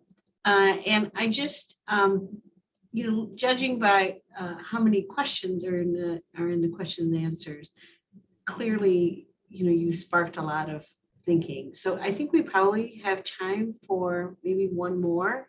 And I want to ask you, Dessa, what are two questions that you wish everyone considered when making policy decisions? Putting you on the spot. Two questions. Okay. Well, you know, typically what I would, this is Dessa, typically what I would say is generally, like, what is the impact on people with disabilities? That's only one question and it's super broad, but you know, like when we're following what Detroit City Council is doing, or when we're following what the Michigan legislature is doing, or what Congress is doing, we're looking at bills and we're thinking, how does this impact us? What does this mean for us? And when I say us, I'm talking about a really diverse group of people, right? I'm talking about wheelchair users like myself, talking about deaf folks, blind folks, people with intellectual disabilities, people with mental health disabilities, right? So you got to get really good at thinking intersectionally. But it's really the most important question. How is this impacting disabled people? And if only everyone were asking that question, If only everyone were asking that question, we would be in a really different place. So often we're just neglected in the entire process. And so the way that we're impacted is like really negatively, a lot of times just out of straight up neglect. So calling the question, super important. And I also think it's important, I'm going to kind of cop out from the second question, but I'm going to make a nuance here, which is that when we're asking the question, how does this impact disabled people?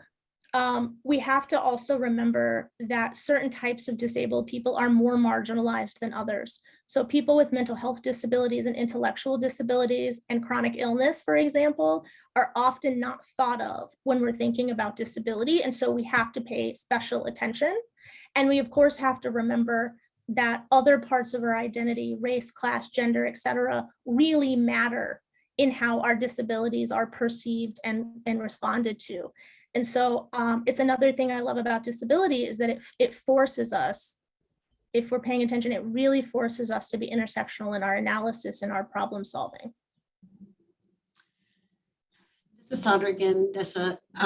Clearly, you've sparked a lot of good questions, and we could talk about this for a lot longer, it appears. But for now, we'll end there. Thank you so much for your presentation and for all the much food for thought and activism. So thank you again.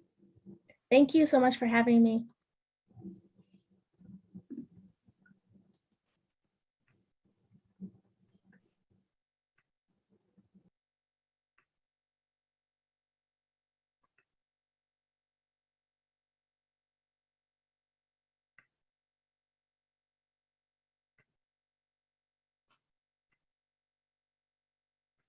Sandra, thank you so much for moderating the questions, and Dessa for always sharing your insights to help all of us think more inclusively about the disabled community.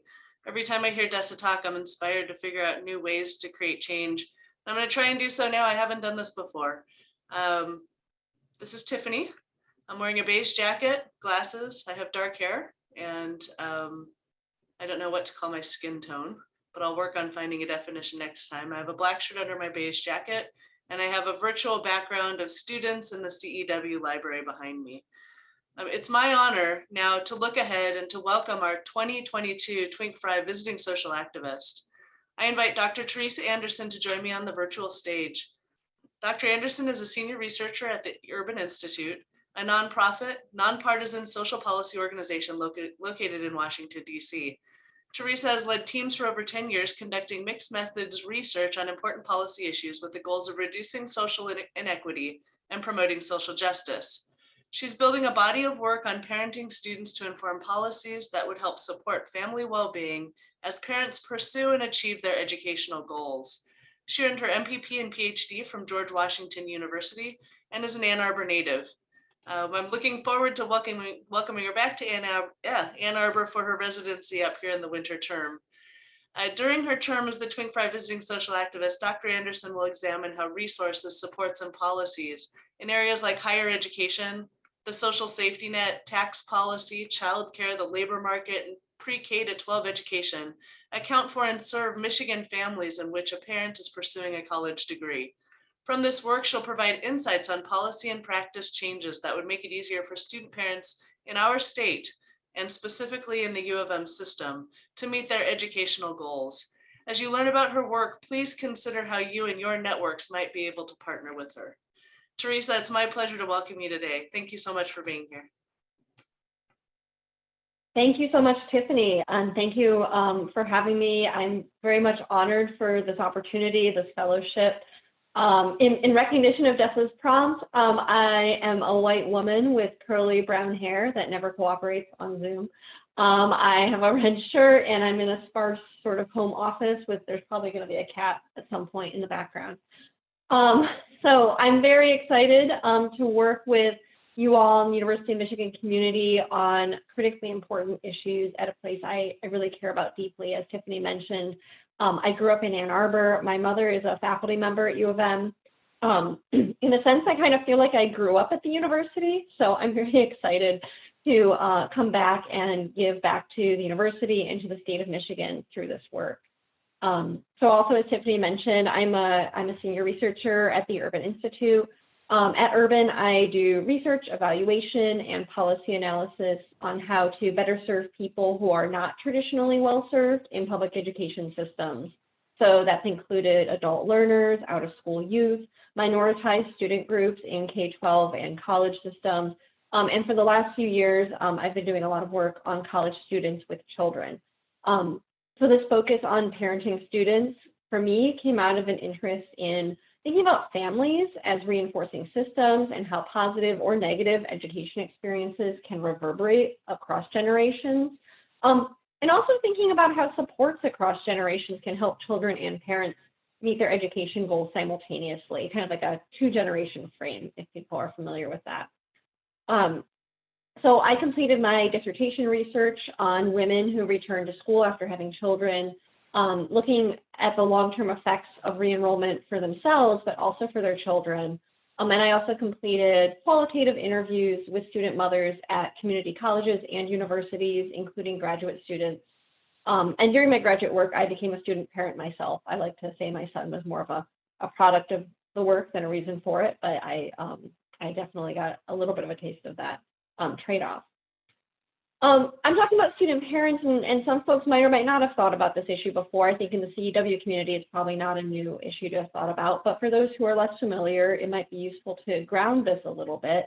So other research has shown that parenting students are highly motivated. They actually earn better grades in their classes on average than non-parenting peers. A lot of my interest in this work came out of being in spaces with adult learners who were very motivated to go back and continue their education or to keep going because of their children. And my research showed that when parents earn a degree, it not only benefits them, but it does also benefit their children's education, labor market, and social lives in the long run. So there's intergenerational effects. But completing college is challenging when also parenting, especially because colleges and other systems are not set up to reasonably support student parents and their families. So longitudinal data shows, for example, that only about 1/3 of mothers who continued their education after having children completed that next credential, even tracking them for 20 years. So it's definitely, there's a lot of opportunity to provide better supports. I actually considered at one point starting a nonprofit organization to help student parents connect with supports, but I've doubled down for now on trying to affect change through research-based policy advocacy. So I'm very excited for this fellowship opportunity to continue that. My research does point to a lot of opportunities across policy systems to help parents succeed while in school, while supporting their families' well-being. But an overarching problem in federal and state policy is that support systems like to treat people kind of as if you're just one thing. You're a student, you're a parent, you're a worker, and there's a lot of gaps at those intersections, even though literally millions of people juggle 2 or 3 of these roles. The result of that juggling act is that academics can fall by the wayside as parents are prioritizing supporting their children directly or by earning income necessary to support their families. Focusing on student parents is also an equity issue. Student parents are more likely to be female and especially women of color than any other group. Among undergraduates, over 2/3 of student parents are female and over half are students of color. And actually, if you look at the population level, over half of all Black women in the United States attend school at some point after having a child. Many student parents do, some of the issues that student parents face are universal, but students of color and women have to contend with the effects of structural racism and sexism in education, in the labor market, and in other social systems that affect them and their children. So it compounds the complexity of completion. And I think the University of Michigan is a great place to be elevating student parents and to be thinking about the issue. U of M has demonstrated a commitment to providing equitable access to excellent education. The university has been dedicated to admitting a diverse student body and has been a leader in supporting first-generation students, and both of those have garnered national attention. But it's also likely that the university could do more to understand and serve the excellent current students and potential students who are also parenting so that they can complete their degrees. It's also likely that policy systems in the state could do more to make it feasible for student parents to attend and graduate from our prized flagship institution. So anyhow, going to my project. So I'm collaborating with researchers at Wellesley College to develop a national framework of systems that affect student parents and their families. And in other discussions around student-parent interventions, childcare and college affordability often come up. And those are really important. But there are actually many systems that touch on student-parent families, and basically none of them is designed with parenting students in mind. In fact, most systems were designed to benefit or perpetuate the power of white people, and especially males. And these systems often do a disservice to women and families of color. So I want to just kind of briefly show you a little bit of what this looks like. I'm just going to share my screen and just frame this very briefly, because I know we are short on time. So first, just want to remind folks, when we're talking about student parents, we're talking about families. Student parents exist in families, and families can take many different forms. So I'm framing this in a family context. My goal is to sort of understand the different systems, supports, and policies that overlap for student-parent families and develop a roadmap for change. But just quickly to take a step back. So a traditional student, quote unquote, is the one that the system was designed for, is a white male in early adulthood whose family supports the cost of attendance and whose primary responsibility is his education. And the truth is that that traditional college student, again in air quotes, are a diminishing share of the college student population, even at University of Michigan. And when we think about that traditional college student, he largely interacts with one system, which is college, and we can call that college access and success policies. And those policies were really designed with him in mind. You know, maybe he also has a job, let's make that kind of small and on the side, but mainly he's in college, and college was designed for his interest.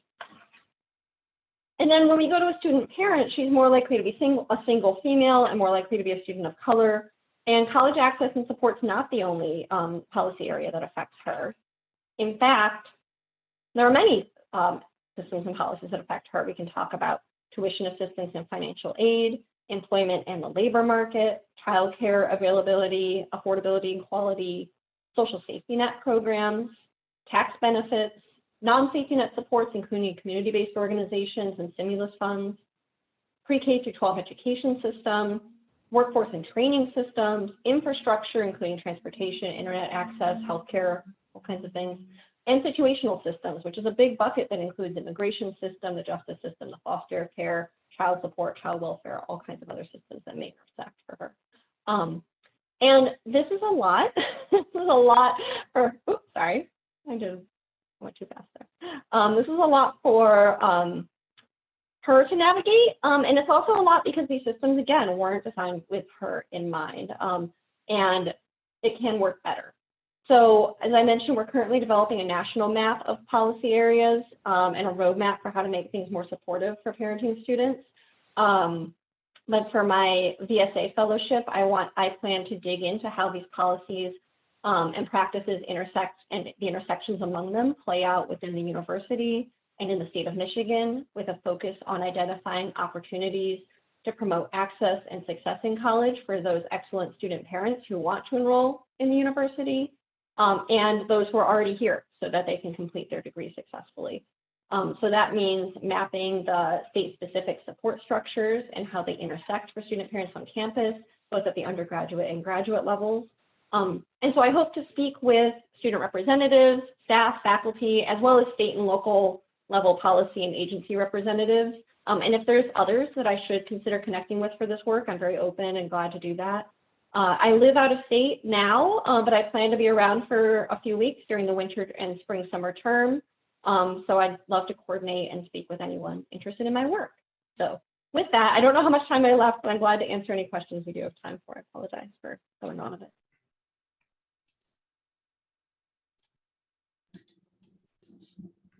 Teresa, this is Sandra. I'm in my office. I know that we are running short on time, but I do have one question that was submitted, if you would mind. Thank you for your presentation. So I know that you've done some program evaluation work. So, and how does this type of work compare to other aspects of your work? And what do you enjoy the most? Oh, that's great. I love program evaluation. That was actually my focus in my my PhD program. one main thing I like about program evaluation is that you are going in and talking to people about their motivations and their experiences and opportunities to really understand how programs and policies intersect and are working on the ground. And often you're doing it for a client that is directly interested in the results of your findings. It's not just kind of big general policy work. Like somebody wants to know, does this program work? Is it having the intended outcomes? Is this a way we can be doing things better?